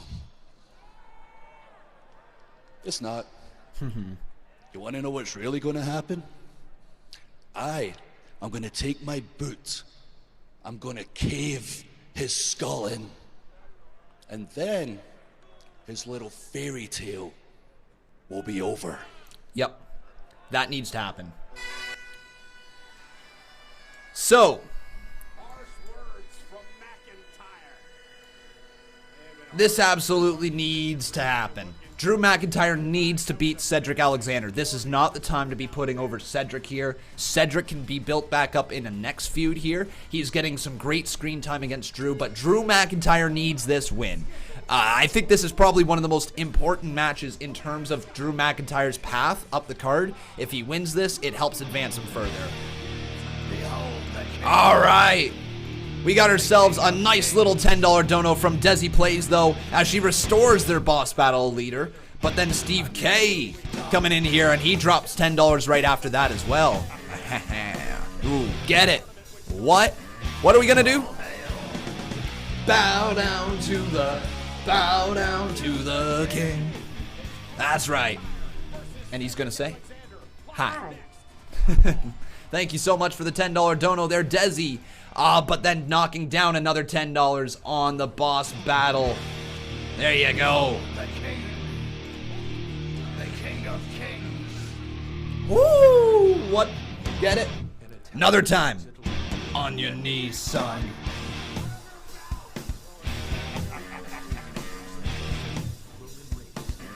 All hail. What? Bow down to the king. Yeah. Grinning face with big eyes. Barbara, what are you doing? Barbara just reading out loud. Grinning face with eyes. Oh, what? All right. We'll go with that. Thank you so very much for your guys' support here tonight. That's absolutely amazing. Once again, if you guys would like to support the channel, you always can. Let's get some new members up in here. I love seeing the sweet knees are made of these. Well, let's roll some ads right now. Thank you guys so much for being in here tonight. Thank you so much for spending your Monday Night Raw with me. Once again, though, that all of you probably should be aware of is that I am going live tonight after Monday Night Raw at 11:30 p.m. Eastern Standard Time. And we are going to be going live with our Raw review. So everybody make sure that you are there. It's the post show of Monday Night Raw. It's going to be a good time. Hopefully, it's going to get a little bit cooler in this room. The lights are starting to heat up this room quite a bit. I'm not going to focus too much on the heat because at least I've got this fan going on over here, which kind of keeps me cooled down. I got another fan going on over there as well, but that's not really doing jack shit, right? But honestly, it's getting warm in here, if I'm going to be honest with you guys. So if I start to break a sweat, you know, if we get into a really intense segment and I got to start yelling, Conman might be sweating, all right? That's a thing that might happen. But Desi Plays dropping another 15 saying my boss title. So Desi continues to hold on to it as Elijah Rodriguez subscribes. So Desi, thank you so much for your support here tonight. I really do appreciate it. But somebody's got to hold on to that. Or somebody's got to come after that boss title. Like, who's going to get it? Titus Worldside. My boss title. Your boss title there. Get professional results with frog tape. No messy lines. Everything NHL saying Buddy is going to get squashed tomorrow. I hope not. I hope he gets a good showing. I'd actually like it. Here's the thing. If Buddy Murphy could get a win tomorrow night over Roman Reigns due to something, outside interference, Rowan coming down, distracting, Daniel Bryan distracted, something. If they were able to give him the win over Roman, that would be huge for Buddy Murphy. Massive. We'll see if he does, but I don't know if they will do that. How many were you a part of? I'm going to hit 50 home runs this year. I'm going to hit 60, 70, 75. I'm going to hit 80 home runs. What do I think of Raw so far tonight? It's been good. It's been good. It's not great, but it's been entertaining, to say the least. Hey, and Desi Plays becoming a new member. There we go. Welcome to Team Green, Desi. That is awesome. Thank you so much for your support. Which type of member did you become? I'm curious. Get it. These sweet knees. Aw, yeah. So a basic supporter. Thank you so much, Desi. I really do appreciate it. Becoming a new member. Woo! Yeah, what? And Steve K dropping $2. Thank you very much, my friend. But let's get this match underway. It is time for Cedric Alexander to go face-to-face with Drew McIntyre. Worldwide TV, thank you very much for subscribing. Welcome to the channel. Great to have you a part of the show here tonight. It's Drew McIntyre right there. There we go. Steve K. Oh, yeah. You guys are awesome. Thank you so much. Yes, Steve and Desi be carrying stuff tonight here. Beautiful. Trevor Dunbar says, I saw you and Bob on TV last night. Really? That surprises me because, like, I don't know if maybe like they showed us or something like that at any given point. I don't believe they did. If maybe we were just shown like in the side of a camera, maybe. But I don't know how we would have been able to be shown on TV. We were in the upper bowl, 9 rows back in the upper bowl. So, like, we were up there. That was the best tickets we could get. They were still $200 a ticket. Ridiculous. But here we go, guys. We got this match 1-on-1. Oh, and Cedric Alexander going right after Drew McIntyre. And that's what Cedric's going to have to do if he's going to pick up the win over Drew tonight. He needs to go balls to the wall. Full pedal to the metal, right? That's what Drew McIntyre is going to face here tonight in Cedric Alexander as Cedric hits a nice little clothesline, launches him out of the ring. Cedric Alexander up and over, and a tope over the top rope, flying through the air and knocking down McIntyre as well. Desi Play says, also now I relinquish my boss title. Go for it, guys. So that's open season there. So, guys, if you want to become boss battle, well, guess what? Desi's relinquished it, apparently, so go for it. Big old drop kick right there from Cedric Alexander to McIntyre. Into the cover, kick out at 1 from Drew. Stone Cold Steve Austin, who we saw earlier tonight, the night that Austin 316 was born, was it King of the Ring? King Booker. We saw Ricochet and Miz earlier tonight. Yeah, King of the Ring continues to be trending, which is awesome. I can't wait for next week for that. Oh, Cedric lands on his feet somehow. Oh, but McIntyre takes full advantage of that. McIntyre just continuing to pummel Cedric. This could be the end. Look at this high cross. No way. Oh my God, a high cross into a buckle bomb. Wow. That's a massive move. A high cross power bomb into a buckle bomb. You're kidding me. 2 kick out by Cedric. Okay, so McIntyre needs to adopt that into his playbook a little bit more often. Just the high cross power bomb alone needs to be introduced there into McIntyre's repertoire. Look at this big old back chop there, catching the chest of Cedric Alexander. Hey, Elijah Rodriguez, how you doing, my friend?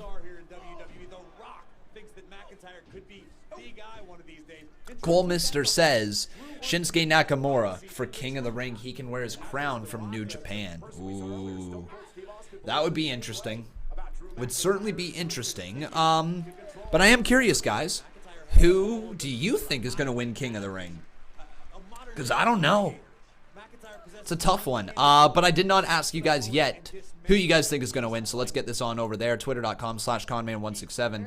And we'll see. So, who will win?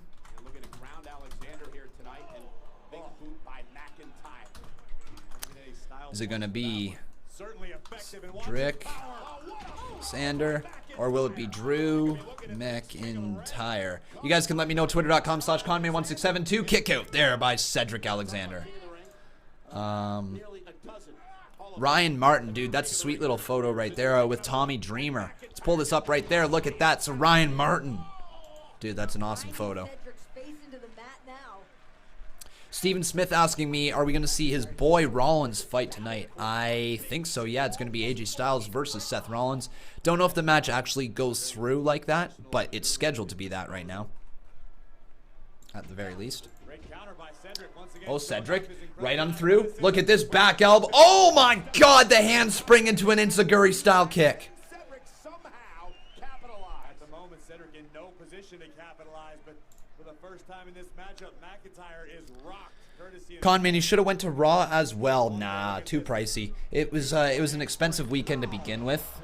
And not only, here's also the other side of it. Not only was it an expensive weekend to begin with going to SummerSlam and going to NXT TakeOver Toronto, it was doubly expensive because normally I live stream those. So not only did I miss out on the money that it cost me to go there, right? Like obviously I have no problem spending that. But if I was to, oh, what a move there from Cedric. If I was to go to Raw tonight, then I also start missing 3 live streams. And if I went to SmackDown, then I would have missed 4.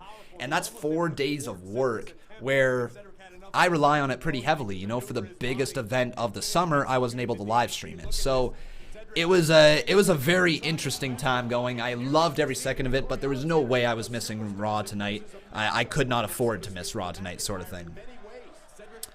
Oh man, here we go. Going up there, nice little Enziguri style kick to the side of the head as Cedric has really been incorporating that into his moveset here tonight.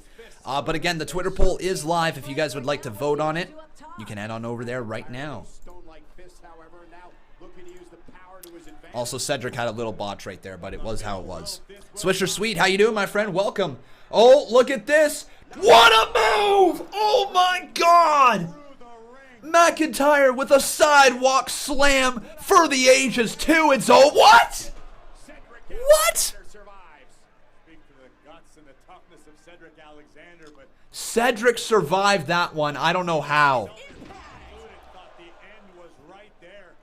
How? How?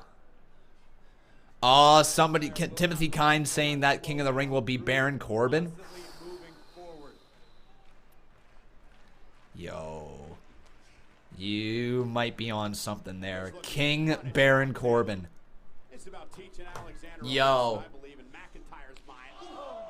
Baron Corbin winning it would be unreal. Every person would hate it. He would be so hated. Oh, that would be so good. Old McIntyre with a nice little shot right there. Oh, lumbar check on the outside of the ring. Right on the floor. Oh, my God.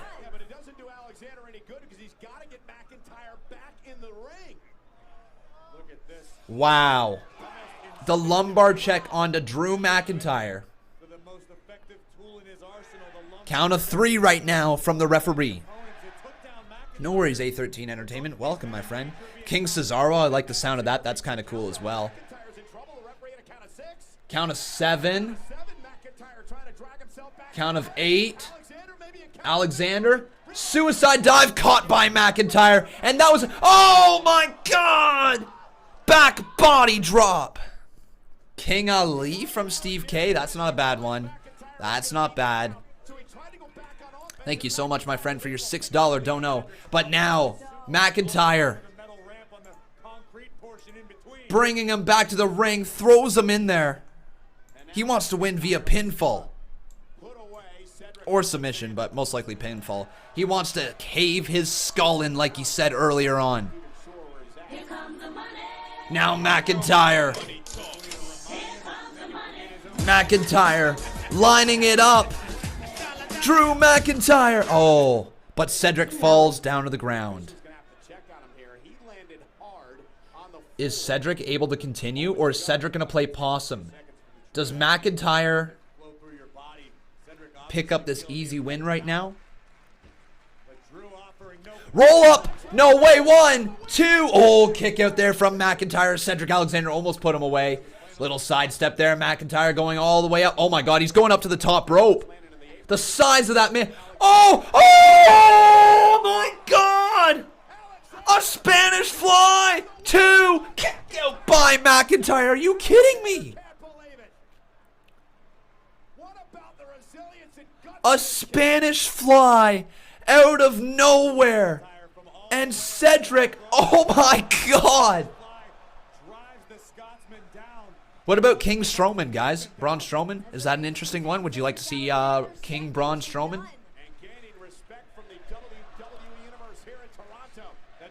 Oh, man, this is awesome. Rightfully so, this is an awesome match. Alexander, oh, just met a back elbow there in the corner from McIntyre. And now McIntyre doing this thing, the reverse Alabama slam. Looking to put away Cedric Alexander. Oh, Alexander rolls through. Cover. 1, 2. Oh, kick out again by McIntyre. Ducks underneath. Alexander. Oh, my God. Claymore boot. And it's over. McIntyre with an amazing win. Oh, my God. What a match. What a match. Wow. What a match. That was unreal. Holy shit, what a match, man. Wow. That was awesome. What about King McIntyre? You know what? King McIntyre might work as well.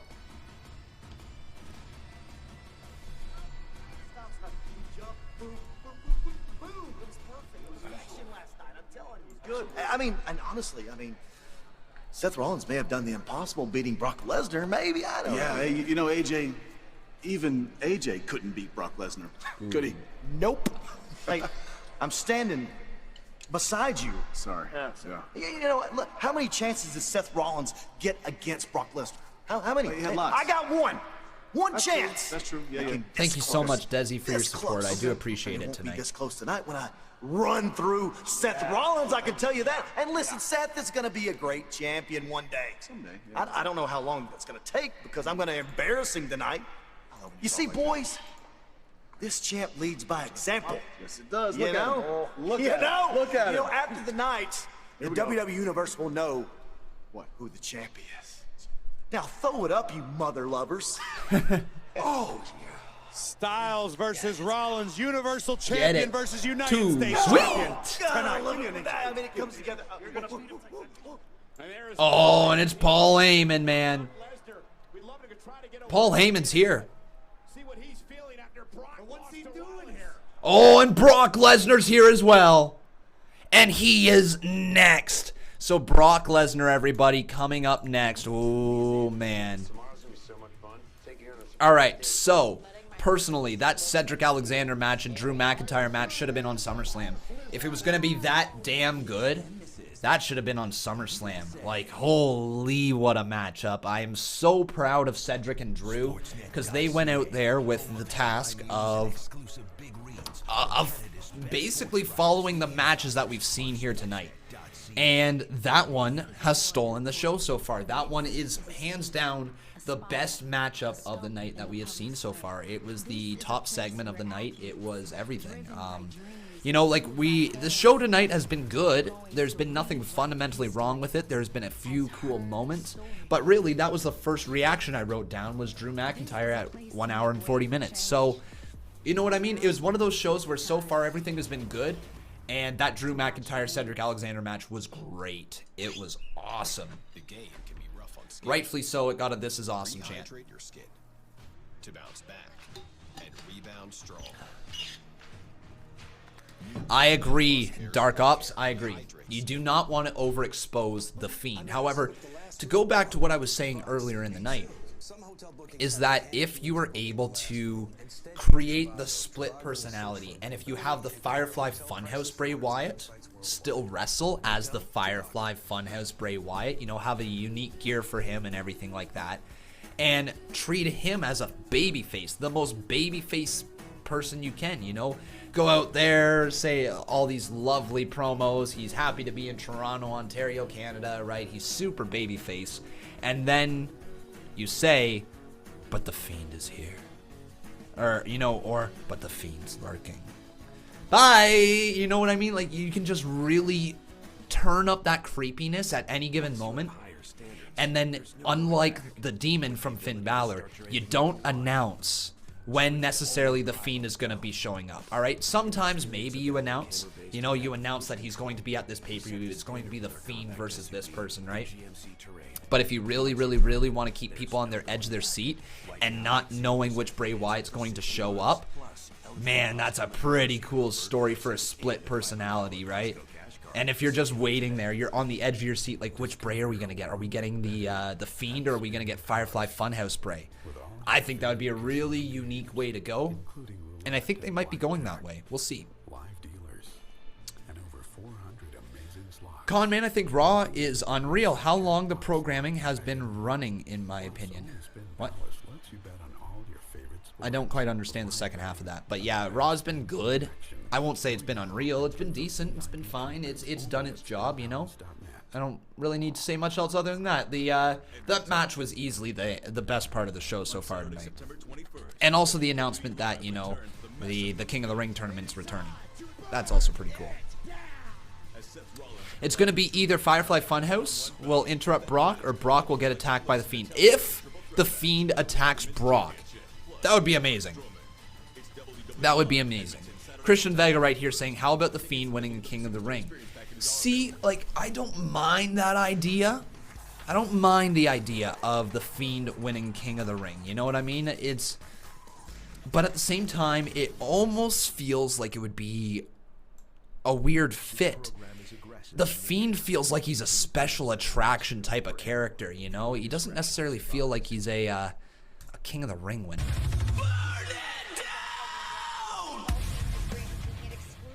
How about the Fiend winning King of the Ring? Oh. So we're going to get an interview with Brock Lesnar after this match, I guess it is. Here's No Way Jose. And apparently he's running for president. He's got vote for Jose. Oh. Really? Glorious. Wow. We are getting Robert Roode here tonight. Oh, are they going back to Bobby? Hang on, he doesn't just have the stash anymore.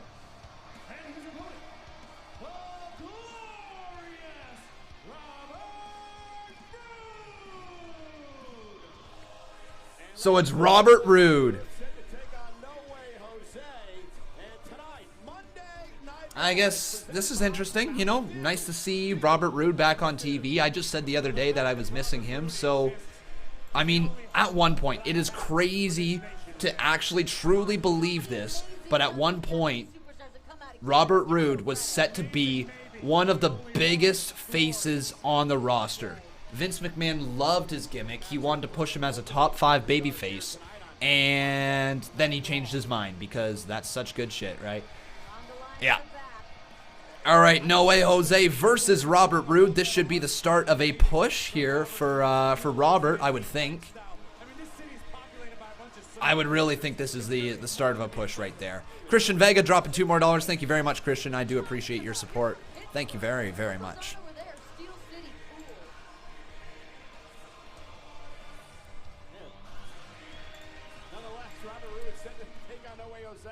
Oh, there you go. Oh, here we go. Here's the Paul Heyman interview. We'll have this interview immediately. Oh. Okay, so immediately following the match. Cool. So Brock Lesnar interview after this match. Oh, camera cut. There we go. Let's get this thing. So who do you guys think is going to win in this match? Kelvin Jackson, thank you for your $2 dono, my friend. I do appreciate it. Oh, hang on. Do we have a new boss up in here? I think we might. Oh, I just F12 something. That's not good. How do you exit out of that? All right. So Kelvin. All right. There we go. Kelvin, thank you very, very much for your support. We also got a $5 donor right here. Back elbow there from No Way Jose. Oh my goodness, these donos are rolling in right now. We'll get to them in just a second as I believe this match. I see you guys in the chat. You're already saying it's over. When's it going to end right now? Big old kick right there. Off the ropes, No Way Jose. Oh, spine buster delivered. And folks, I think we're going to close in on the end of this one. The glorious Robert Roode lining it up. Oh, glorious! Glorious DDT! It's over. 1, 2, 3. Game, set, match. Damn, wow. That's an impressive win for Robert Roode. It's a good start. Definitely a good start. All right, let's roll these donos right now. We got Mosh Master D, so let's roll this thing right now. It will include your comment with it, and we're gonna hear what it is that you have to say, and then we'll roll the $5 dono after. Not sure who sent that yet. So yeah, Brock Lesnar is gonna be interviewing next. The Fiend needs to get rid of the mandible claw because it makes him fake news mankind. No, don't agree. He should use the Haku's tongue and death grip move instead. You should use both. Hey, Steve, it's me. Let me ask you a question, Ms. Big Sports Journalist. How come I have the exclusive, but you don't? Don't bother answering. It was rhetorical to begin with. Far be it from me to bitch, moan, complain, or kvetch. But here's the exclusive. Earlier today, WWE made a declarative statement. My client, Brock Lesnar, gets no rematches against Seth Rollins. Wow. Wow. How do I explain this?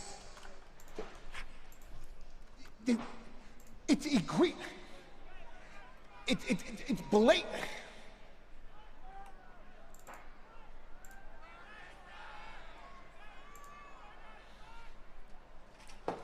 All right. It is not often that Mr. Heyman is at a loss for words. Well, speaking of Seth Rollins, so that's the interview. All right. Yeah, our main event here tonight is going to be Seth Rollins versus AJ Styles, champion versus champion. That should be pretty cool. The Fiend versus Undertaker at WrestleMania would be insane. It would be insane, yes. I don't know if it's going to happen. It'd be really cool, though, if they wanted to play off the fact that Bray Wyatt's looking to right his wrongs from his past, if they had another match at WrestleMania. That would be kind of cool. I would be okay with that, as long as it was like a decimation of Undertaker, because that would really put over The Fiend in a big way. Big Rocker Johnson, how you doing, my friend? Dropping $2 in here. He says, Brock will go to SmackDown and take it off Kofi. Do you think that's what they're going to do there? See, I can see that as well. I can actually really see that, because the move over to Fox is going to need some big stars, right? There's a reason why Roman Reigns is over on SmackDown right now. There's a reason why Randy Orton is still on SmackDown. Or wait, no, he moved to... No, never mind.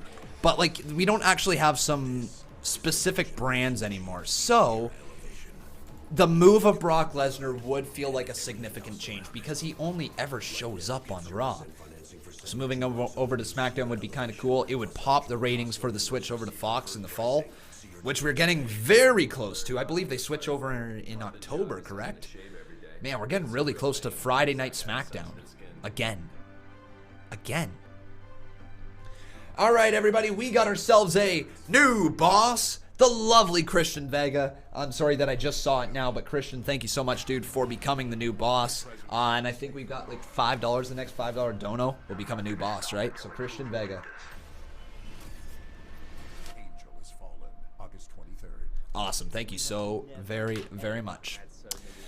Marcus Faye says Gargano would do better on SmackDown, in my opinion. Also, when the Street Profits get called up, they need to go to SmackDown because their tag team division needs something more.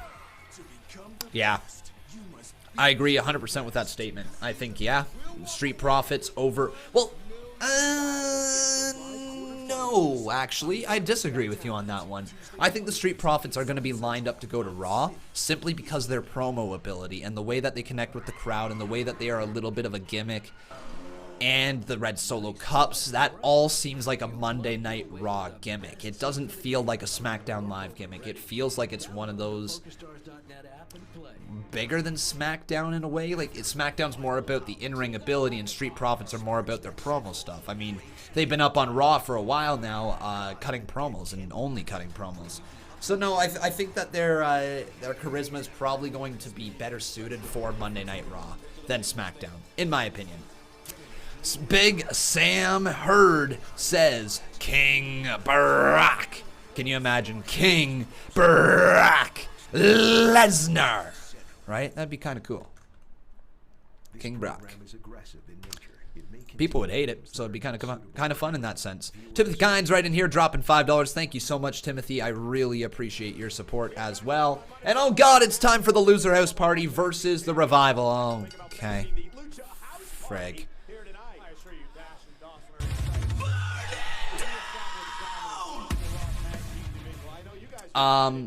So this is I really don't like the Lucha House Party. I don't at all. The Revival are amazing, and this should be an easy win for the Revival, but knowing the way the WWE works, they're going to put Lucha House Party over them because it's not like these guys already had a feud with stupid Loser House Party rules, or Lucha House rules, whatever it was, where it was 3-on-2 at all times, or 3-on-1 even, like, frig. It was terrible. Let me quickly update the results tab right here, as Drew McIntyre defeated Cedric Alexander. We have yet to see that one. What other matches have we had here tonight that is not on the results tab? I might have forgotten a few. Kick out right there at 2.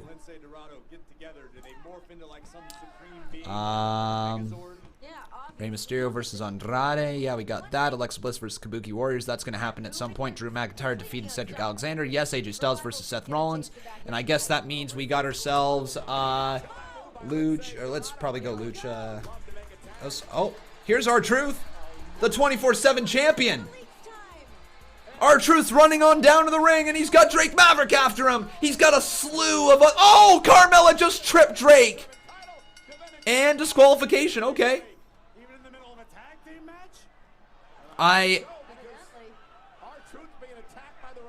Alright, I guess this is the 24/7 segment. The Lucha House Party's flying all around the ring. Revival now in there with the 24/7 champion R-Truth. Oh my god, they're going to go with a heart attack.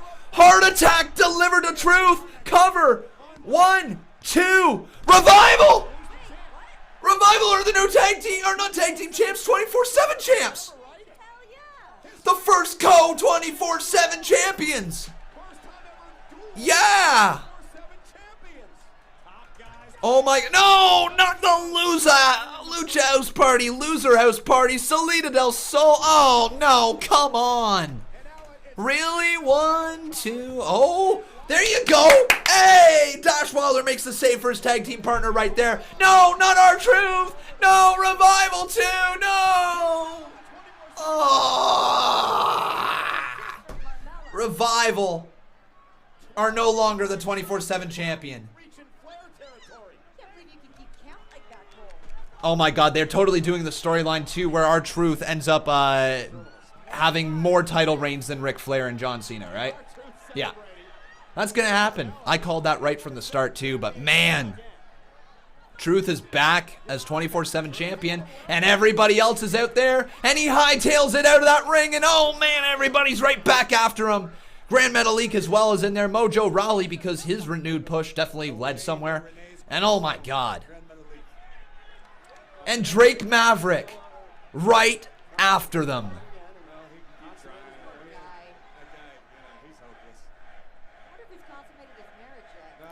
Man, Drake Maverick is getting incredibly over.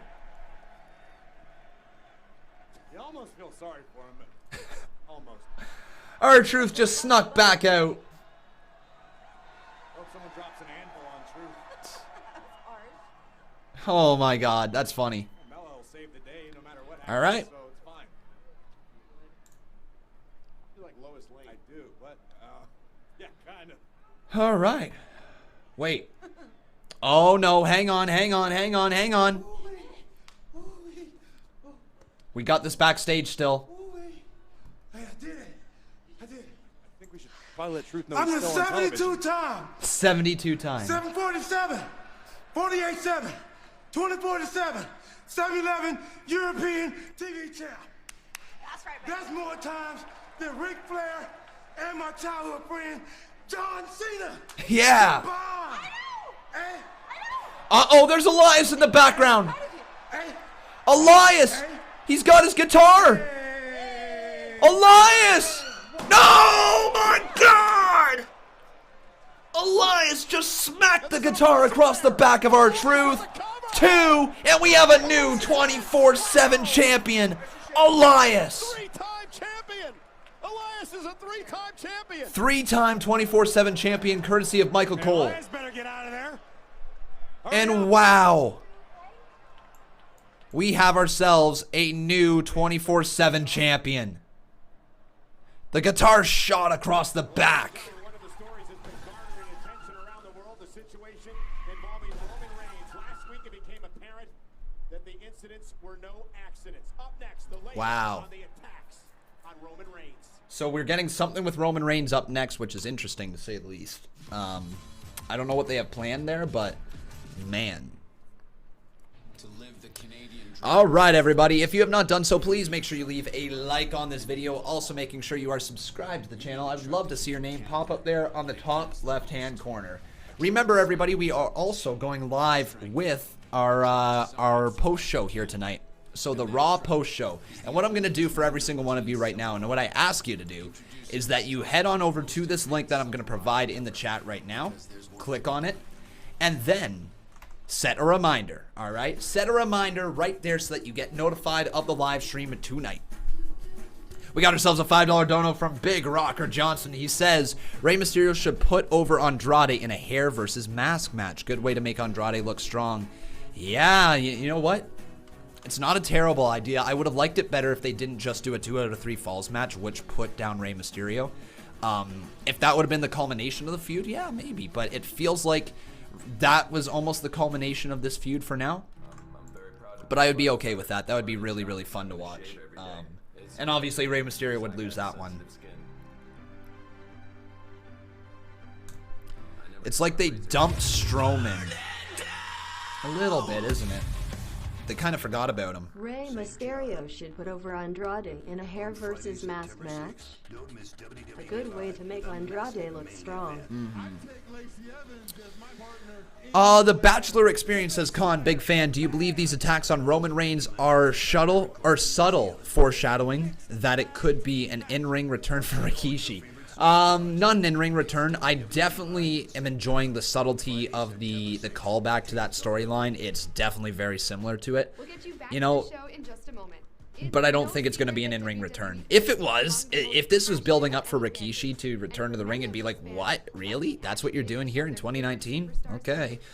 We talked with some of the WWE Universe to find out why action figures. The amount of viewers should match the likes. Well, you know, it is what it is. Not everybody always has access to liking this video. I've actually noticed this. I believe nearly half of my audience that watches these shows aren't subscribed. They're people who either don't have accounts on YouTube, so they don't have the ability to subscribe, or they're people who just literally watch in the background and don't hit subscription. It's like 44% of my viewership right here on these live streams is non-subscribed people. So everybody, I urge you to create an account, subscribe to this channel. If you watch me every single week, why not subscribe to this account? Why not have the ability to chat along live? Why not have the ability to like these videos and share them around on your YouTube, right? If you do not have an account and you would like to create one, make sure you do so and then subscribe to this channel.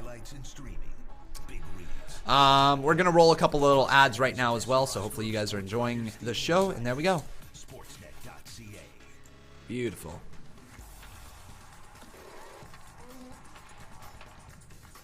Thank you, Jordan Curley.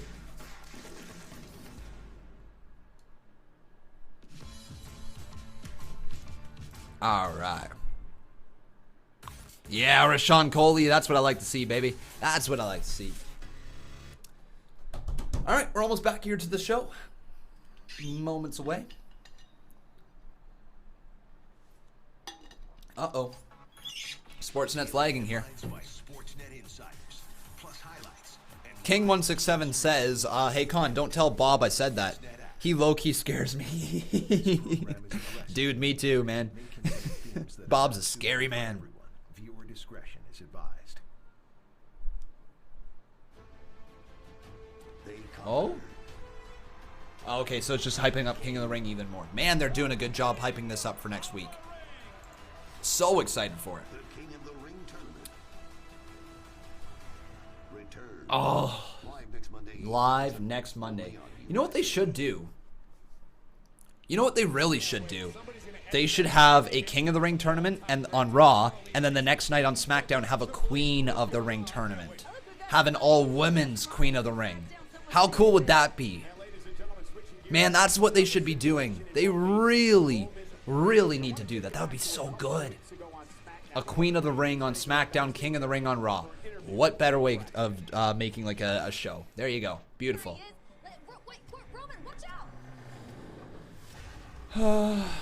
WWE should sign you and replace Cole. I will say this much. Michael Cole is truly, truly a special voice when it comes to wrestling. There's very few people who have been able to be a voice for so long and truly capture so many amazing moments for WWE. Sure, you know, the voice of WWE, your mind always goes to Jim Ross, right? Good old JR. But for me, it's been Michael Cole my entire life. It has been Michael Cole on commentary. It's been Michael Cole on commentary. For the majority of my wrestling viewing experience, it was Michael Cole on commentary. Sure, I went through the ages where JR and King were on TV, no doubt about it. But for me, Michael Cole has been the voice. And I'm not sure if you guys realize this. I'm essentially a mix of Michael Cole and Joey Styles. That's my commentating style. I love the way that Joey Styles brings the passion and the emotion to the screen. I also love the way that Michael Cole calls the matches. I love the way that he introduces things. For me, I think Michael Cole is really quite good. Is he getting bored with his job? Is he sounding robotic now? Yeah, absolutely. I mean, how could you watch wrestling for that long, being a commentator, commentating on absolutely every big moment and getting hyped over it, and still be able to say that you are hyped for every big moment? That's a tough thing to write, you know? The tough thing to actually have happen. So Michael Cole has done a great job for all these years. For me, he is one of the best of all time. He's just so good at his job. And if you guys want proof how good Michael Cole truly can be, go watch, I think it was the NXT UK tournament, the United Kingdom tournament, the second one. Maybe it was the first one, but I think it was the second one where you could hear the passion oozing out of Michael Cole. It was unreal.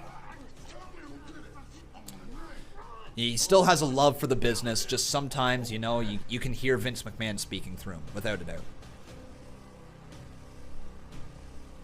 We actually don't know who's in the King of the Ring tournament yet. I wish that they were building up to it this week, having a few qualifying matches for King of the Ring next week, you know, to qualify for the tournament. I think that would be really cool, but they're probably just going to have the tournament announced, and then, yeah.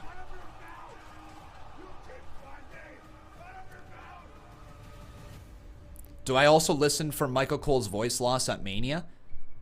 I mean, he had it. I don't listen for that reason. I don't know what I'm supposed to say to that. I've heard it.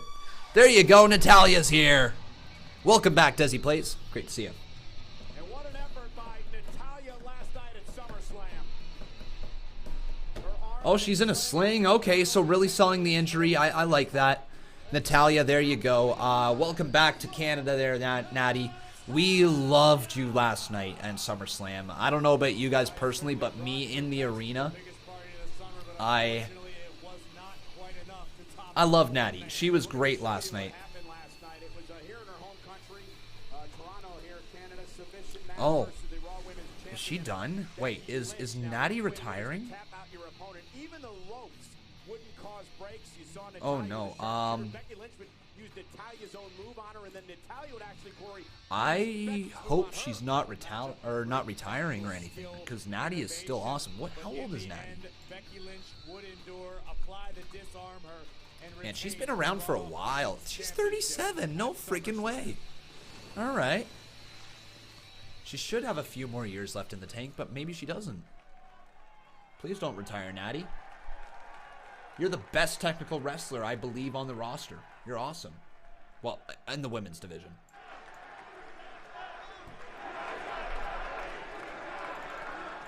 Last night, I faced Becky Lynch for the Raw Women's Championship. And I tapped out. Becky out-wrestled me. Becky was the better woman. I have a dislocated elbow, and I'm getting an MRI tomorrow. And I guess this is the part where I'm supposed to take back everything I ever said about Becky. But if I could turn back time, I wouldn't change a damn thing. Gotta be, Natty. I meant every word I said about Becky. And I don't know when, and I don't know where, but Becky, we are gonna do this again. I want to see it again. I love that match. In the meantime, I want to share something special with you guys. This morning, when I woke up, I remembered in my dreams last night that my dad spoke to me. And my dad said, "Congratulations, Natty. I'm so proud of you." I'm proud of you too, Natty.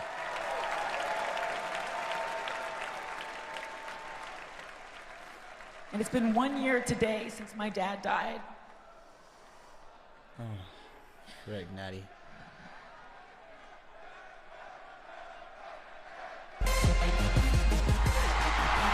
What? What? Could it be? Oh my God! The boss, Sasha Banks, is back! Lose any more class. Oh my God! Sasha Banks is back, but she just interrupted Natty. What the hell? Natty, what the hell what is Sasha doing here? Sasha Banks is back. And what is going on here tonight? Is Sasha gonna turn heel on Natty? Is something gonna go down? Oh my goodness gracious, Sasha Banks has returned, everybody. It has been forever since we've seen her. It has been so damn long since Sasha Banks. I believe WrestleMania is the last time we've seen her. Welcome back, Sasha. But is she gonna attack Natty? Is Natalya about to face the wrath of Sasha Banks? Going for a hug? Sasha? Is she gonna slam her down? Hugging Natalya. Oh my God. Sasha. Holy shit! Blue hair! Sasha Banks just attacked Natalya! Oh my God! Sasha Banks pulling off the purple wig, saying goodbye to this old character, and the boss is in blue, and the boss is hammering away. Some right hands on Natty. Natty down in the center of the ring. She was having an emotional moment. What the hell are you doing, Sasha? What are you doing? No, don't do this, Sasha. Stop! No, just trying to injure the arm further of Natalya. What is going on? Double knee in the corner. Sasha, what the hell is this about? There's no need for this, Sasha. You lost the tag titles with Bayley. Natty had nothing to do with it. Actually, that's not true. She did face her at WrestleMania. I kind of forgot about that. Yikes. But, or not, yeah, was it WrestleMania? Yeah, it was. Holy crap. Holy crap. That's a while ago already. But, man, Sasha continuing to attack Natty. Let's take a look at this chat. Look at this. Holy crap. Throwing Natalya right into the steel steps. And this is the first time since she has been called up with Team Bad. First time we've seen her as heel since she has been a part of Team Bad, as she works Natty and sends her arm first into the steel steps again. Oh my God. What? Is Becky gonna make the save? Natty needs some help out here. Anybody come make the save. Sasha's full on heel, baby. The legit boss is back. And if you guys have not seen Sasha's heel work before, if you never saw it down in NXT, you are in for a treat. The boss as a heel is top level, baby, as she stomps away on Natty, who's down on the ground still. My God, Suzuki, thanks for subscribing. Becky Lynch, oh my God! Oh, Becky! Becky versus Sasha? Is that gonna happen? Becky versus Sasha's gonna happen. Oh my God, Sasha right after Becky. And Becky's going right after Sasha. Hammer fist. We got orange hair, we got blue hair, we got blonde hair in Natalya, but she's down on the ground with a broken arm. And now right hands from the last kicker. The man's going to town on Sasha Banks. That sounded dirty. Right through the outside of the ring. Right hand there from Sasha, the blue-haired warrior, just drops down the last kicker. Oh my God, this is awesome. Sasha driving the man into the barricade. And you know what Sasha said? You know what Becky said? You better get the upper hand first because I'm coming for you. And she apparently's got some unfinished business with Sasha Banks. All the way back to their days in NXT. The 4 horsewomen. The history between these 2 women on display here tonight. Sasha now grabbing the steel chair. Are you kidding me? This is unreal. Sasha, oh, cracking the shot of the steel chair across the back of Becky Lynch. Another sickening shot. Laying down the man. A third one. Count to 4. Again at 5, 6, 7. Are we going to reach a perfect 10? No, we had 7 steel chair shots right now, fools. Going for another one. Another shot as Becky Lynch eats the steel here tonight. And another one. 9, 10, 10, 10, 10, 10, 10. Holy crap. He's going for another one. 11 shots with the steel chair. 12! Holy my God! Throwing them right at the referees. What is going on? Oh! Where's your balls now, Becky? Yeah, come on, hit me. The heel Sasha Banks is here. Oh my God. Yeah. And into the steel steps as well. Wow. Unreal. Sasha Banks, the boss, has shed the purple wig. She shed that baby face attire. She has said goodbye to her babyface persona and embraces this bitter blue bitch. Sasha Banks is here, and she is back gunning for Becky Lynch. Wow, what a return.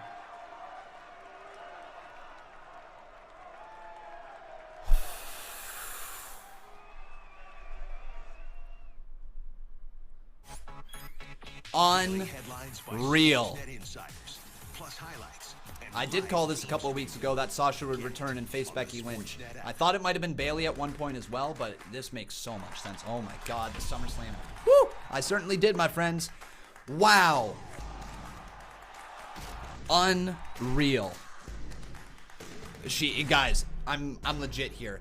If you have never seen her stuff down in NXT as a heel, if you never saw her feud there against Becky Lynch, that's where Becky Lynch ended up getting over, was against Sasha Banks. If you never saw her work down there against Bayley, you got to check it out, because this is the Sasha Banks we're getting now. But just think about this. We are getting the heel Sasha Banks with all of this past, all of this history now, and we finally turn the script. We finally get to see what she can do in this ring as a heel on the main roster. You know, Team Bad, people were popping for her as a babyface when she came up as Team Bad, even though they portrayed her as a heel. That kind of got her off to a slow start. Then they turned her babyface, and she certainly had her interesting run against Charlotte there. Won the title a few times, lost it immediately every single time. And so now you get all of this built-up resentment towards the fans. She has been gone since WrestleMania, and all the fans have been able to say is, you took your ball and you went home. You suck. We don't like you anymore. And so she comes back as a heel. It is going to be electric. Sasha Banks versus Becky Lynch. Man, again, as much as I love Natalya, don't get me wrong, why wasn't that the SummerSlam match?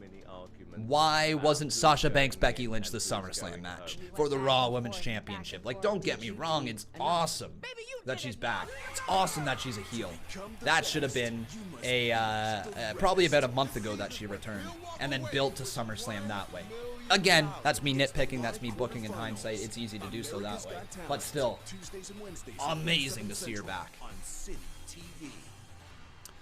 All right, we got ourselves Derek Warren right in here. He says, amazing commentary. Thank you so much, Derek. I try my best. I try to do what I do, you know. Who did she attack? She attacked Natalya at first, and then she attacked Becky Lynch, as Becky came out to save Natalya. Cool little undertone to that feud as well. You don't really have to worry about that. She said harmful bacteria lurk just below the gum line. Crest Gum Detoxify works below the gum line to help neutralize harmful plaque bacteria. Yeah, Sasha Banks turned heel, folks. Absolutely. From Crest. And yo, everybody, Bayley just tweeted out. Take a look this right here. Bayley tweeted out, and the reason is you. This program is aggressive in nature. I wonder if there's more there with the Boss and Hug connection in the future. What if they both turn heel? What if they're both heel within like the next couple months? Because Bayley has been showing heel signs, you know? What a awesome segment. Con, I don't know if you saw, Becky told Sasha on social media to fight her, so she did. That is very true, actually. You are 100% right there. Return of Sasha Banks. The boss was back. We thought she was back to applaud Natalya, and then this happened. Oh, unreal heel turn. Unreal heel turn. Steve K dropping $5 says, here's to the blue hair biatch. Absolutely, the blue hair bitch. I coined that. I'm going to actually tweet that out. Becky Lynch, the Raw Women's Champion, who would give some props to Natalya earlier on after the match with SummerSlam, came out to go right after Banks. Sasha would get the upper hand and never let go. An all-out brutal assault by the boss on the man. We've talked about Sasha Banks being one of the great performers of the past decade. All right, guys, I'm going to need you to go over there to twitter.com/Conman167 and please let me, or not let me know, please retweet and please favorite the tweet that I just released. We want to get that going through there. People got to see the bitter blue bitch. That was a great call by me. Great alliteration. Oh, here's to the blue hair biatch. I forgot to include that in the message. Thank you so much, my friend. I appreciate it. This side of Sasha Banks, clearly she's got something to prove. So yeah, once again, guys, head on over there, favorite and retweet the latest tweet that I just released, if you do not mind. The Insane One, thank you very much for following me there. But now we got ourselves a little bit of Viking Raiders action. Let's get it. Get ready to join the raid. It's time for the Viking Raiders. Here we go. War. Ready? War. War. War. War. War. Oh, and Jim Clure, thank you very much, dude, for the 100 biddies over there. I appreciate it, little Jim Clure. Sorry that I missed that earlier. Thank you so very, very much. Eric and Ivar, though, they are here. Aw, yeah, Eric and Ivar. 4 months, the Viking Still dominated. Very dumb names. Doesn't matter, though. We've ravaged all who oppose us. Former champions fallen beneath our fists. Inevitably, everyone will fall. You want to know how tough the man on the left is, Eric? It was 5 years ago today that he was involved in a serious motorcycle accident. Major surgery to his left arm. Doctor said he wasn't going to make it, but he survived. 6 months later, he went back to work with his partner, Ivar, and the rest is history. Wow. The Viking Raiders dominating now on Monday Night Raw. I did not know that. So that was a huge little backstory there from Ivar, I believe, or Eric. Actually, it was Eric, wasn't it? Yeah. Oh my God, what a crossbody there, and this one's gonna be over before it even begins. The Viking Raiders. And yeah, here comes Eric there. Ducks underneath. Oh my God, what a slam! Look at this, right on his partner. Holy crap. So Drew McIntyre defeated him. We have not had that match yet. We haven't had that match yet. So let's get right here. We got Viking Raiders. They're gonna defeat the Jobbers. I'm sure that's somewhere in your family tree, Renee. They're gonna defeat them, so I'm already putting it as defeated, even though it hasn't happened yet. Viking Raiders. Oh. These Jobbers are gonna be put down before we even know it. Here's the cover, 2, and he lifts his shoulder, not allowing him to go down.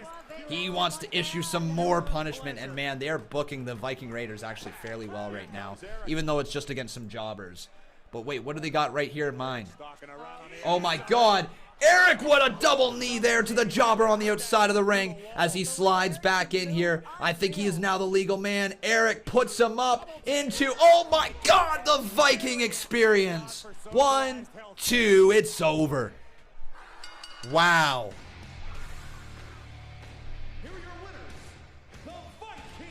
Hey, Bombzoni, how you doing, my friend? What happens when you face the Viking Raiders? You get turned inside out, you get left looking like that.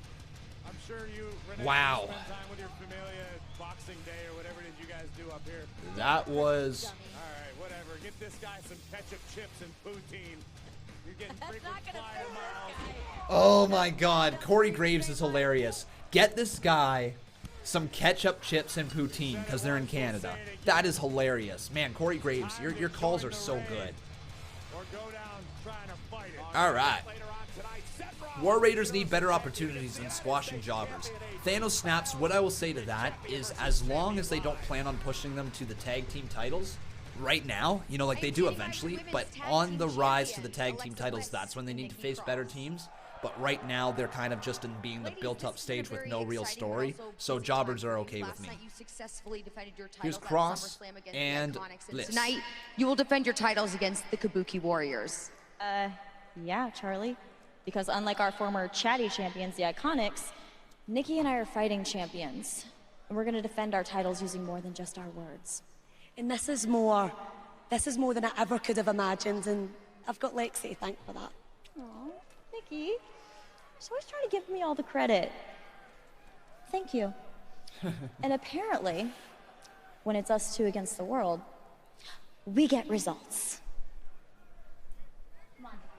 Women's tag team titles on the line next. All right.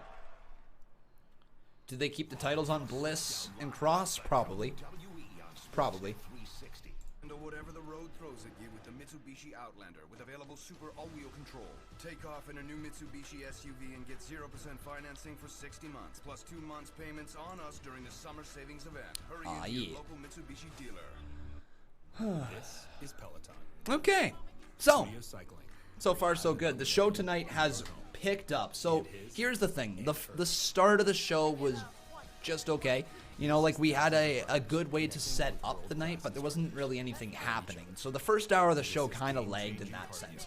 But man, as soon as we neared the second hour of the show, Drew McIntyre just getting that win over Cedric Alexander was massive. And not only that, like Drew McIntyre looked great. The 24/7 championship stuff was kind of fun. It was weird, but also kind of fun. And then Sasha, of course, returning just recently. So the last 3 or 4 segments have been truly awesome here tonight.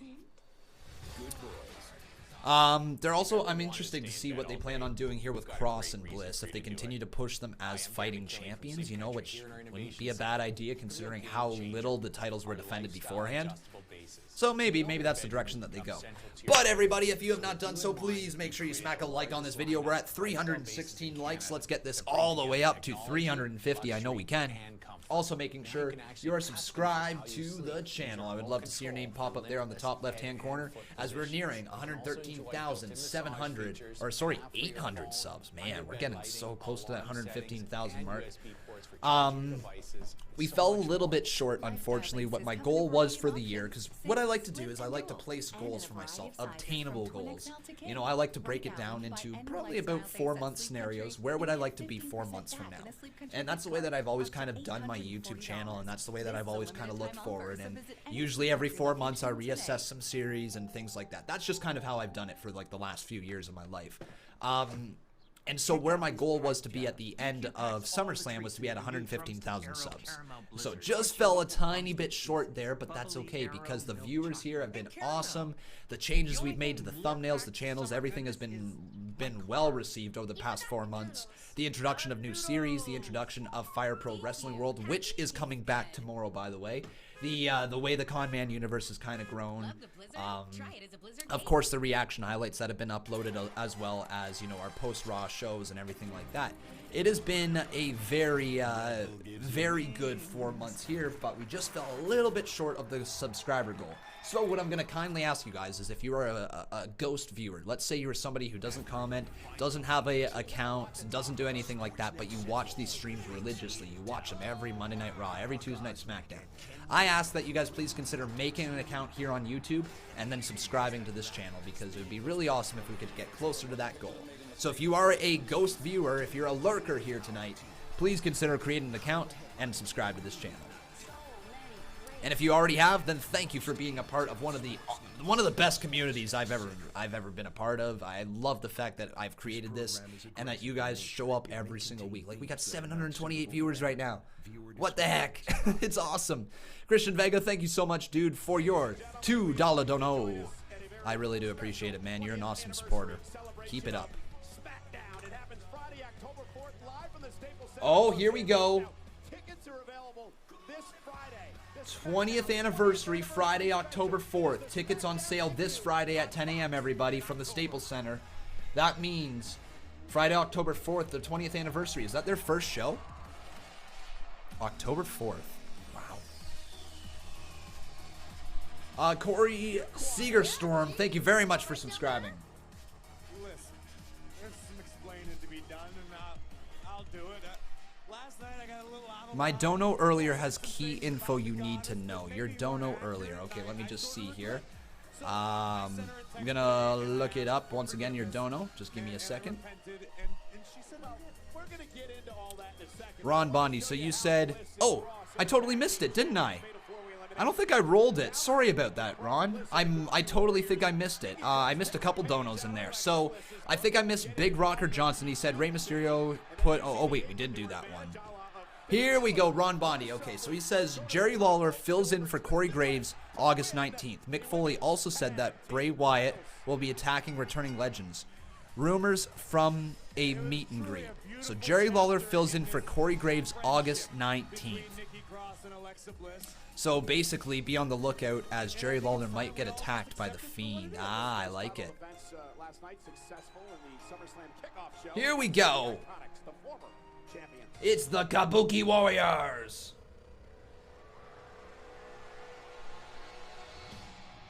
And how far has Asuka fallen in terms of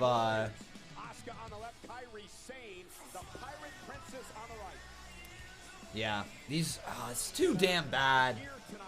We're talking about two women who dominated down in NXT, who were so awesome to watch in NXT, and now it just feels like they. Yeah, I don't know. Here's Paige. What's up, you guys? Paige here. Unfortunately, I couldn't be at Raw tonight because I have to undergo another neck surgery. But all is well and good because the Kabuki Warriors are going to be facing off against Alexa Bliss and Nikki Cross. And I know that they're going to win, and I know they're going to be bringing home the WWE Women's Tag Team titles. All right. Oh, we got a new member up in here. We got Caleb Miles. Caleb. Thank you very much, my friend. Awesome stuff. We're going to get the amazing thing up there. Also, by the way, Timothy Kynes, you are the new boss. I forgot to mention that earlier.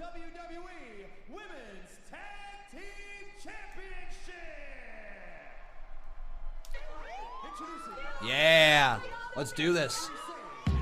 And just like that, we got ourselves another new boss, and it is Caleb Miles.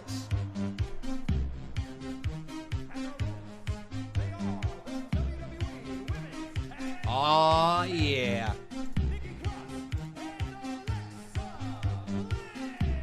That's what I like to see. So Nikki Cross and Alexa Bliss standing tall here tonight as they have to defend these titles. Nikki doesn't want to let go of that title, rightfully so. So Nikki Cross there, Alexa Bliss as well, as they take on Asuka. I told you, I got a little bit emotional. It's Toronto.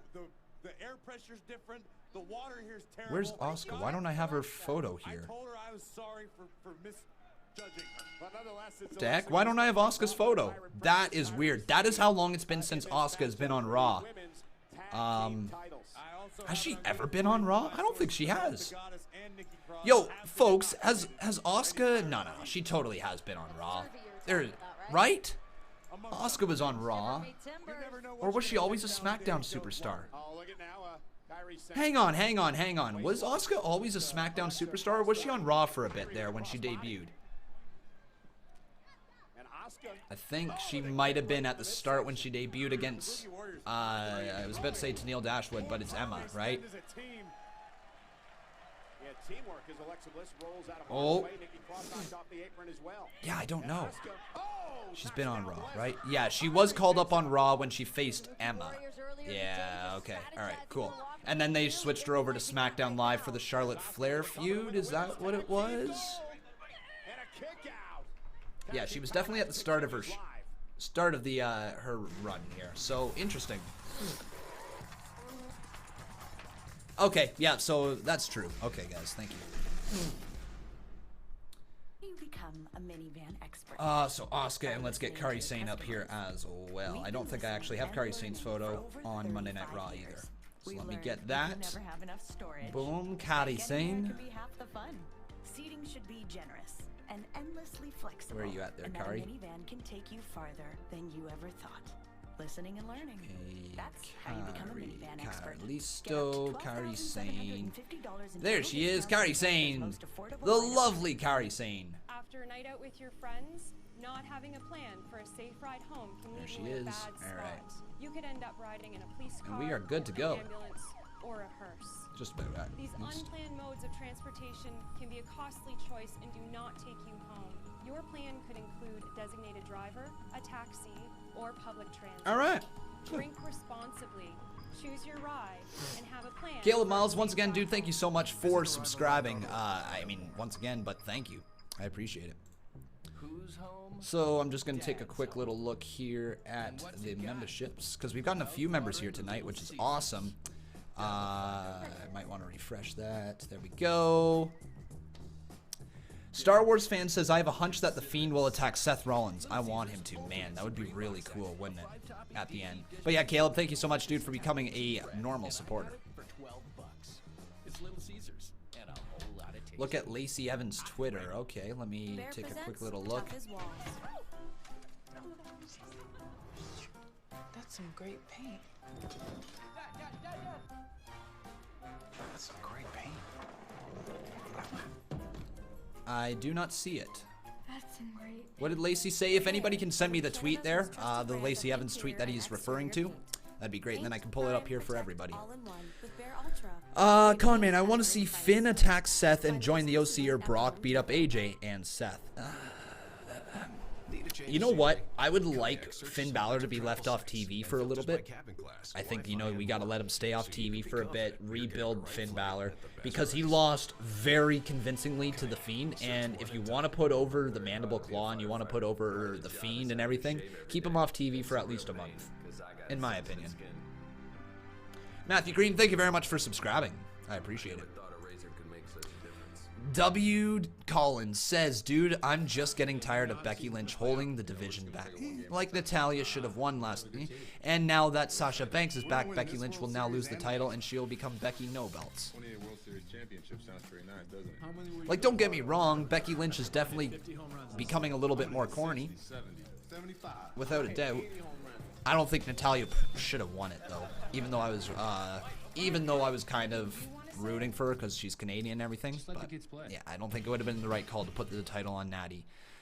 Lacey Evans says, all that time off, you think you would have came back with a better hair choice? Oh, no way. Lacey Evans throwing that out right there for Sasha Banks. So doesn't like the blue hair, clearly. Yep, that works for me if you wanted a few months off. I believe he might be getting married, if I'm not mistaken. So yeah. I am the Monster 55. There you go. Shout out to you, my friend. Sorry, I totally missed that. So, let's ask you guys here on Twitter.com who is going to win, because I completely forgot to post this poll, because I'm a great YouTuber. So who will win? To your point about Nikki Cross's unpredictability, it's that coupled with her incredible in-ring acumen that really makes Nikki Cross a dangerous competitor. Or is it going to be Bliss and Cross? Once again, guys, you can let me know on Twitter.com/Conman167. Please let me know and vote in that poll as we are pulling it up here live on the screen right now. The most feared woman in WWE. Lately, Asuka hasn't really been as dominant as she once was. Boom! Oh. This could be a pivotal night in the career of the I like that they just kind of focused on the fact that Asuka is not as dominant as she once was, and I'm not sure why that is a thing, but I like it. One of the most highly skilled strikers and submission specialists in sports entertainment, but Man, Asuka's looking good though. And again, like, it just baffles me. It baffles me that this is the way that they're treating Asuka. That literally since she got called up, they have treated her in such a poor way. Piss poor way, if you ask me. And honestly, the Kabuki Warriors is no better.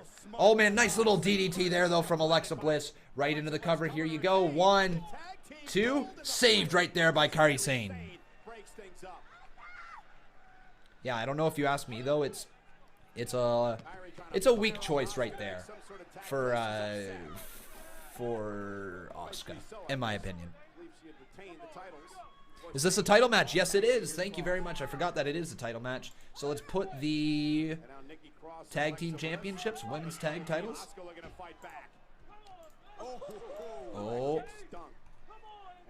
Oh, nice move there from Asuka. She uses everything at her disposal right now. Women's champ, is that it? Oh, that's the NXT one, so that's not what I'm looking for. All right. Oh, what an Alabama slam right there from Kairi Sane. And now she's looking for the elbow. Oh my God, are we gonna get a new one? A new champ? Kairi Sane. Oh, Cross rolls out of the ring. But here she goes. Cross body to Nikki Cross. Man, Kairi Sane flying through that air. So now sends her back inside the ring. Kairi Sane climbs the steel steps, and now she wants to hit the big old elbow drop. And oh my God, are we gonna get this? Are we gonna get tag team champions? Kairi Sane drops the elbow. Oh my God. 1, 2. Oh! I bought in for a second there. I thought for sure we had new tag team champions. And Asuka going right after Alexa Bliss. Alexa Bliss showing her smarts right here, though, as she continues to run away. Oh! Ducks underneath the kick as Asuka kicks the steel steps. Oh, not the steps, I should say, the steel post. And then gets thrown right into it as well. Now Alexa Bliss saying, Nikki Cross, get over there. Make the tag. Oh, Alexa's just going to drag her to the corner. So smart. I love the way that they are basically showing Alexa Bliss's ability here for smartness. But nice little axe kick right there. Spinning back fist right there. Cross, though. Oh! Swinging neck breaker. It's over. That's going to set it up. That's going to set it up. Alexa Bliss all the way up to the top rope. Kabuki Warriors have been just hit with a twisted Bliss. Count to 100. 1, 2, she's over.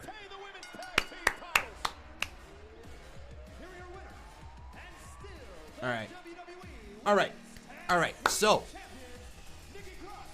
match was just okay. Match was what it was. Storyline-wise, this is good for Bliss and Cross because they are now defending their titles on Raw, which we barely saw from the Iconics at all. I would like to see the addition of going down to NXT again and kind of swapping between the brands. You know, like that needs to happen. And I think Bliss and Cross, they both have enough of an NXT alumni, feel to them that they absolutely could go down to NXT and defend those tag titles at some point. AJ Styles, you want to lead by example. So you challenge me to a match to find out who the champ around here is? Well, I got news for you. I am the champion. You only wish you could be, because your boys are right. I did something you could never do. I beat Brock Lesnar. Twice. But more importantly than that, AJ, I already beat you, or did you already forget about Money in the Bank? Forget already? I kind of hope you did. Because that'll give me one more reason to go out there and stomp your head into the mat tonight to remind you who the champ around here is.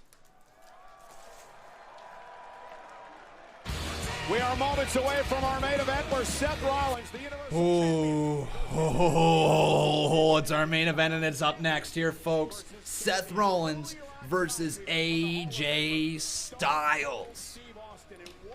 And that is coming up next. After the commercial break, probably, or whatever it is. Man, oh man. All right. Steve Austin. It's less talk, more show. His turf, their story. It's going to be a hell of a good time. 20-minute main event, potentially. Potentially. Hey, this is Stone Cold Steve Austin. By the way, everybody, if you do not know, we will be live with our Raw review at 11:30 p.m. Eastern Standard Time. So a half hour after the end of Raw, we are going live with it right here on the channel. So everybody, if you would like to call in live to the show, if you would like to talk to me, if you would like to have some interaction, if you want to hear my review on the show, my thoughts on the show, and everything like that, we have our post show. Once again, that is going to be live at 11:30 p.m. Eastern Standard Time. So please join us. Call into the show. You can call in through our Discord, all that great stuff. Join our Discord, if you will. Yeah, that's what's going to happen. The Raw post show at 11:30. And again, yeah, we do take live calls. often don't have all the availability. Instead, use Trivago. Trivago will search for available rooms and compare hotel prices. Let's go with. At least I got the last ticket to the game. My light moving? Hotel? My light is totally moving. No wonder, my fan's pointing right at my light here. I got a big box light over here, and it's moving constantly. I didn't see this. Give me 1 second, guys. Isn't my turn yet? It's only been 10 minutes. It's been 4 hours. WWE figures, rings, championship titles, and masks, each sold separately. The game can be rough on skin. Rehydrate your skin to bounce back. All right, here we go.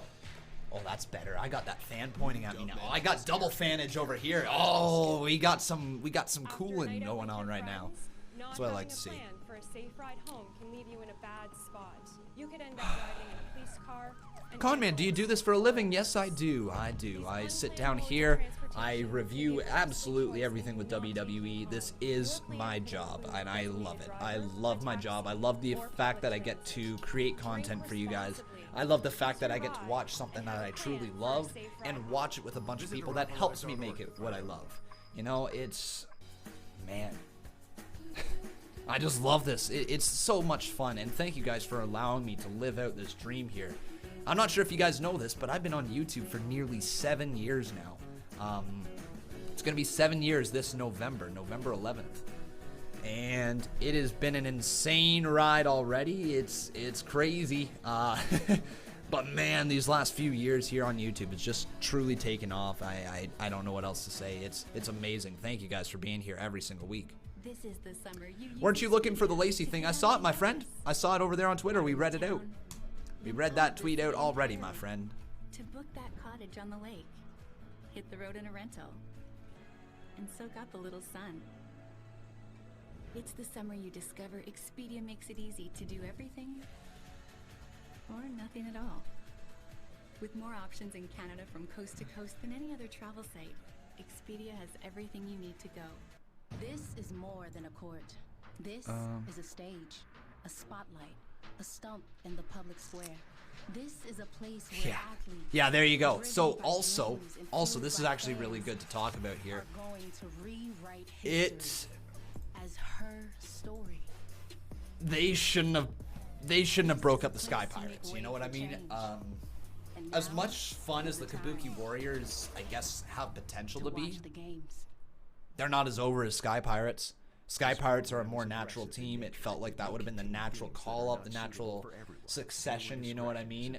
Or create a full-on stable there.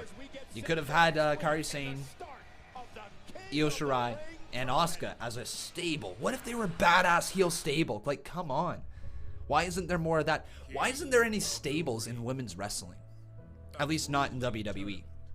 You know, you gotta create some stables. Like, yeah, we had Riot Squad there for a little bit, but it was a stable that was essentially there to be a jobbing stable. How about a serious stable? How about a serious, like, you know, why not get a heel group of Asuka, Kairi Sane, and maybe throw a third member in there? It doesn't have to be Io Shirai, but it could be Io Shirai.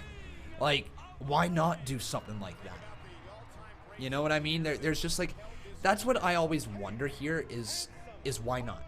Why not do this? Like, if you have a superstar who's not currently doing anything, going anywhere, in line for any pushes, yet they are over with the crowd, you should find something to do with them. You should find some way to expose the type of talent that they truly have. You want to showcase that as often as possible. Yeah, I don't know. It just would be something that I would consider doing. Factions are just such an easy way to get people on screen. Think about the OC right now. Gallows and Anderson didn't have really anything to do at SummerSlam, right? Yet they were still on the card for the match. They were still ringside for that match against Ricochet. They were still a part of it because they're in a faction. They have a reason to be down there at ringside. It gets more exposure on TV. It's just very, very good. Factions are so good. But King of the Ring next week is going to be absolutely awesome. Here we go, everybody. Let's burn it down. There you go. The Beastslayer, Seth Rollins, is here. Two-time Universal Champion, as always. He is great. Yeah, factions are awesome when done right. And that's the big thing. It's got to be done right, you know?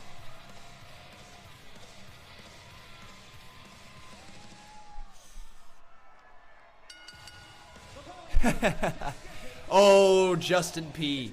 Oh, Justin P. Okay, let me quickly address that. Please don't tell me that you believe everything you read online. Daniel Bryan was behind Roman's attacks. It was confirmed online last week. That word right there, confirmed online, does not exist. It doesn't. No. No, no, no. It has been speculated. It has been rumored. It has been confirmed by people who don't actually confirm stuff. They just make up crap. It is not confirmed. It is not confirmed until you see it happen on WWE TV, because Vince can literally rewrite scripts 30 minutes, 20 minutes, 10 minutes before the show. He's done it multiple times. No way is it confirmed if it's said online, all right? It is rumored. It is speculated. It may have a source where at the time it's true, and it may end up being true, but it absolutely is not confirmed.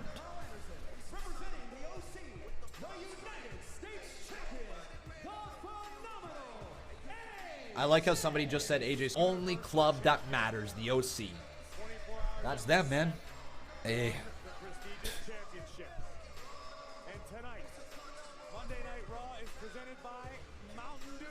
All right, let's ask you guys now over on twitter.com/Conman167 for who will win. So,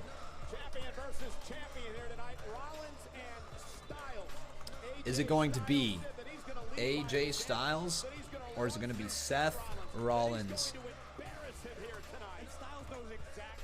All right, let me know. Twitter.com/Conman167. Please let me know. Vote in the poll, all that great stuff. You guys know what we do. What to do, baby. Rollins is still reeling from the encounter with the Beast. Seth, of course, has to be very careful because of the two men lurking at ringside. All right, here we go. This is a non-championship match, folks. Keep that in the back of your mind. And now, Seth Rollins exposing the injured ribs, and he has to go up against one of the best in the world in AJ Styles.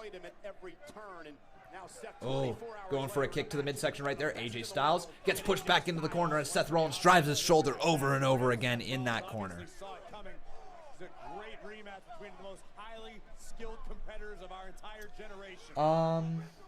Both of these men so evenly matched physically, both capable of all aspects of the game, from striking to grappling. And here's Seth Rollins. The OC stands for overrated cooks. Nope, it does not. They're not. Honestly, I have a tough time understanding how people think the OC is overrated when you literally have one of the best wrestlers on this planet in there, and you have one of the best tag teams on this planet. It's true. You guys may not like it. They may not be presented as one of the best tag teams in WWE, but they're one of the best tag teams on the planet. Carl Anderson is so good. And Luke Gallows is just a good big man. You know, he's great in tag team roles. Always has been, always will be. Why don't I have a picture of AJ with the title? Because I have not updated it. And last time that I looked on WWE.com, it was not updated either. So that is my reason right now. Oh, but AJ works him from behind as AJ Styles takes advantage of Gallows and Anderson getting involved in this match. Seth Rollins lands on his midsection right on the hardest part on the outside. Those mats on the floor. And we're going to cut to commercial break. As we come back, we'll have 10 minutes remaining in this show. So, wow. 10 minutes for this main event here to continue on. But remember, guys, if you have not done so, please make sure you leave a like on this video. Also making sure you are subscribed to the channel. Gonna roll a couple more ads right now.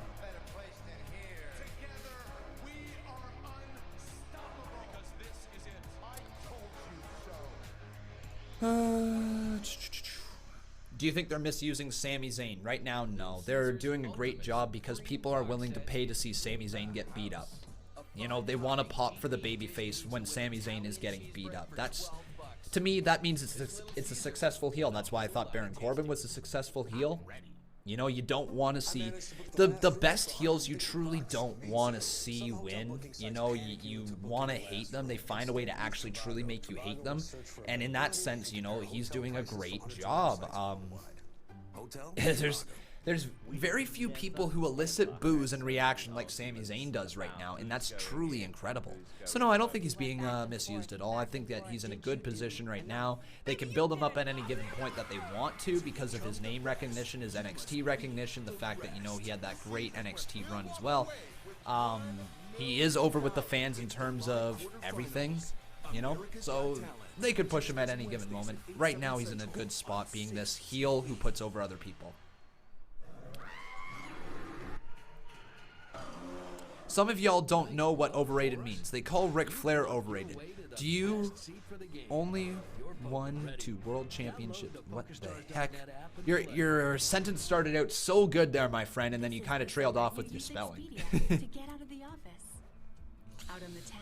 Yes, Eddie Ferrero, Roman versus Buddy Murphy is in fact confirmed tomorrow night. Oh, we got ourselves Jim Clure dropping another 100 biddies over there. Thank you so much, Jim Clure. He says, I'm still surprised the Lesnar versus Rollins match lasted as long as it did.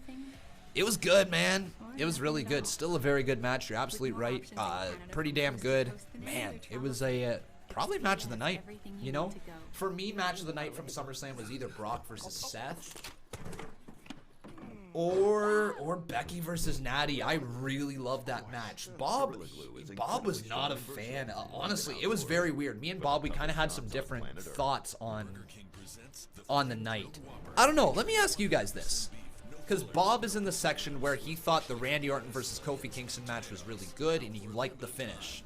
I hated the finish. I think it was crap. I think it was BS. I think that I literally chanted bullshit in the crowd. I'm not sure if you guys heard that when it happened, but there was a bullshit chant going on. And I was very involved in it. I did not like that ending. For me, if you're going to build up a WWE title match, if you're going to build it to this point where it's like, okay, it's 10 years of history. We've got all these video promo packages. We've got all of this. We got this going. We've got so much going for this story. It's 10 years in the making. That's what you're building it up to be. 10 years in the making. And then you go ahead and you do a double count out at SummerSlam for the WWE title. I don't care if it's a way to carry the feud on. There is an easy way to carry the feud on there. Randy Orton beating Kofi Kingston. You know what I mean? Like, that was the easiest way to carry the feud on. And then Kofi's rise to try to beat the demon that he could never beat. The guy who has held him back all these times. Imagine that story going into Hell in a Cell, where Kofi Kingston tries to capture back the WWE Championship. Maybe he fails at Clash of Champions. Randy Orton probably takes the title from him at Clash as is, so why not have that be the moment at SummerSlam? To me, I thought that it was a weak ending. I thought that it was a cop-out. I thought that it was just a shitty way to try to extend the feud. Yeah, no, didn't like it at all. Oh my god! Styles looking for the style clash on the outside, but man, Seth Rollins lands on his feet, man. Nicely done there. Seth Rollins sweeps the legs of Styles as he lands hard on the side of his head. Champion with a big heart doesn't necessarily lend itself to being a long-term champion. When you're constantly out here fighting, constantly willing to put your title on the line. So yeah, that was just my thoughts at least on the Randy Orton situation versus everything. Hey, man! There you go, Cody. How you doing, buddy? Welcome back to the live stream. Great. Whoa! Oh my God, Cody dropping a hundo. Did I miss you? Yeah, I did. Holy! What? Coming on in here hot at the end of the stream, dropping a hundo as Seth Rollins just makes it back in the ring. Cody, I'm not worthy, man. I'm not worthy. We'll bow down to the actual thing, but my God. Wow. Cody, thank you so much, man. Unbelievable. Okay, we're going to continue commentating over here on this match, but my God, let's bow down to Cody first. Cody Begg coming in here hot, dropping a hundo. Wow. We're not worthy. We're not worthy. We're not worthy. We're scum. We suck. And a kick out by AJ Styles. Oh, man. Wow. Unbelievable, Cody. And with that, folks, we've got ourselves a new boss. His name is Cody Begg. Oh, King Cody, baby. Unreal. All right. But as of right now, the Twitter poll states that 68% of you are behind Seth Rollins and 32% are behind AJ Styles. There you go. As this stream is just slightly buffering here, hopefully we good. Hopefully we good. And hopefully it'll come back here in just a second. I got to refresh this live stream. Oh, God. Don't be cutting out now, Sportsnet, please. Sportsnet, work with me. Josh Disick, thanks, dude, for the $2. Yowie, wowie. Ooh. All right, there we go. So we are back here now. We got the stream back here live as Seth Rollins is now climbing all the way up, but it looks like Carl Anderson's going to get involved. And, man, oh, no.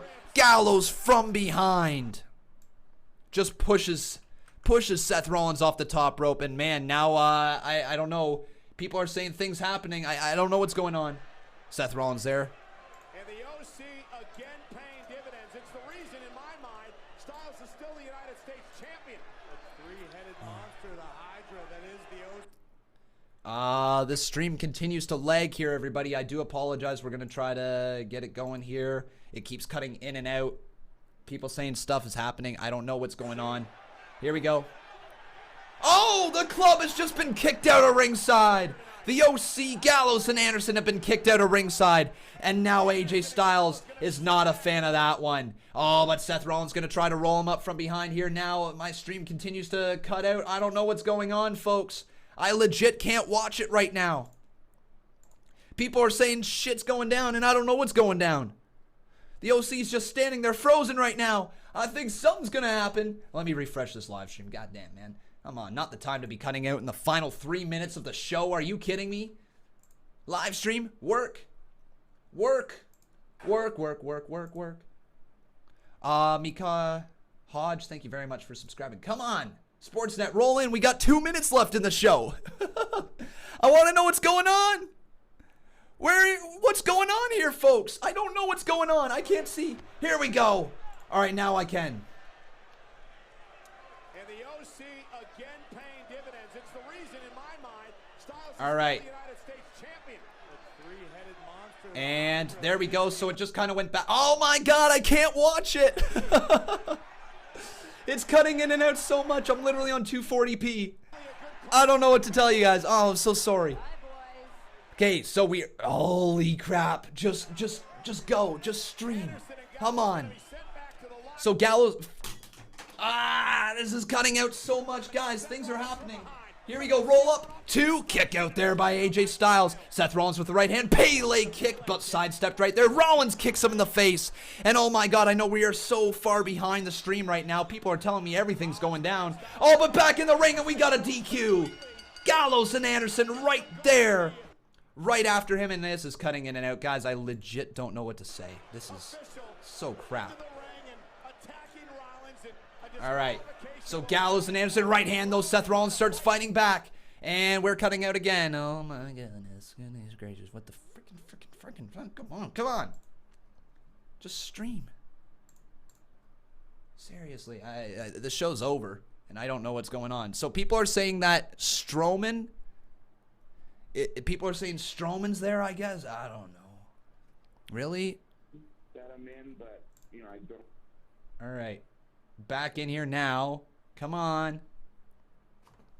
I am so sorry, everybody. This is the worst part of the show for this to be happening. I legit can't see anything. It's just loading. I got the pinwheel of death over here.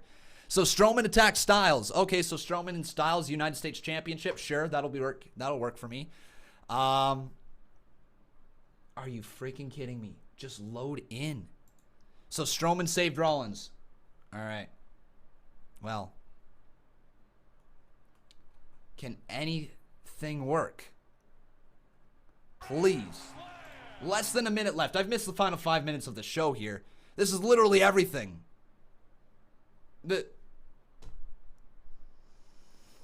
Well then.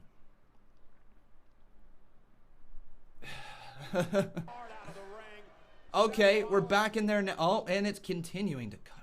Fuck me. Watch 6-man tag match next week. Okay. Well then, This is the finale here of the show, everybody, considering Sportsnet really refuses to do anything. Take a look. It's literally just doing this. This came in as soon as we got that $100 dono from Cody. It literally messed up the night. Cody, you broke the stream, man. Oh my God. And it's just completely black now. Okay. And show's over. Oh, holy crap. Connection error. Wow. Legit connection error. I legit missed the entire ending of Monday Night Raw. Show me the backyard. I legit missed the entire ending. Wow. All right. So everybody, I legit don't know what happened there at the end of the show. Apparently Braun Strowman came out to save him. I'm going to have to do a little bit of looking around trying to see what's going on. Oh, there you go. Now it's showing Braun. Right there is the Seth Rollins Universal Championship. Oh, man. Okay, so Braun, I think Braun gave him the Universal Championship. Okay, there it is. Ugh. Ridiculous. I can't stand with this. So Braun Strowman gonna hand the title over to Rollins, I believe, is what he's doing. Man, are they looking for a Strowman versus Seth match? And then he handed the title over to Rollins. Okay, I can get with that.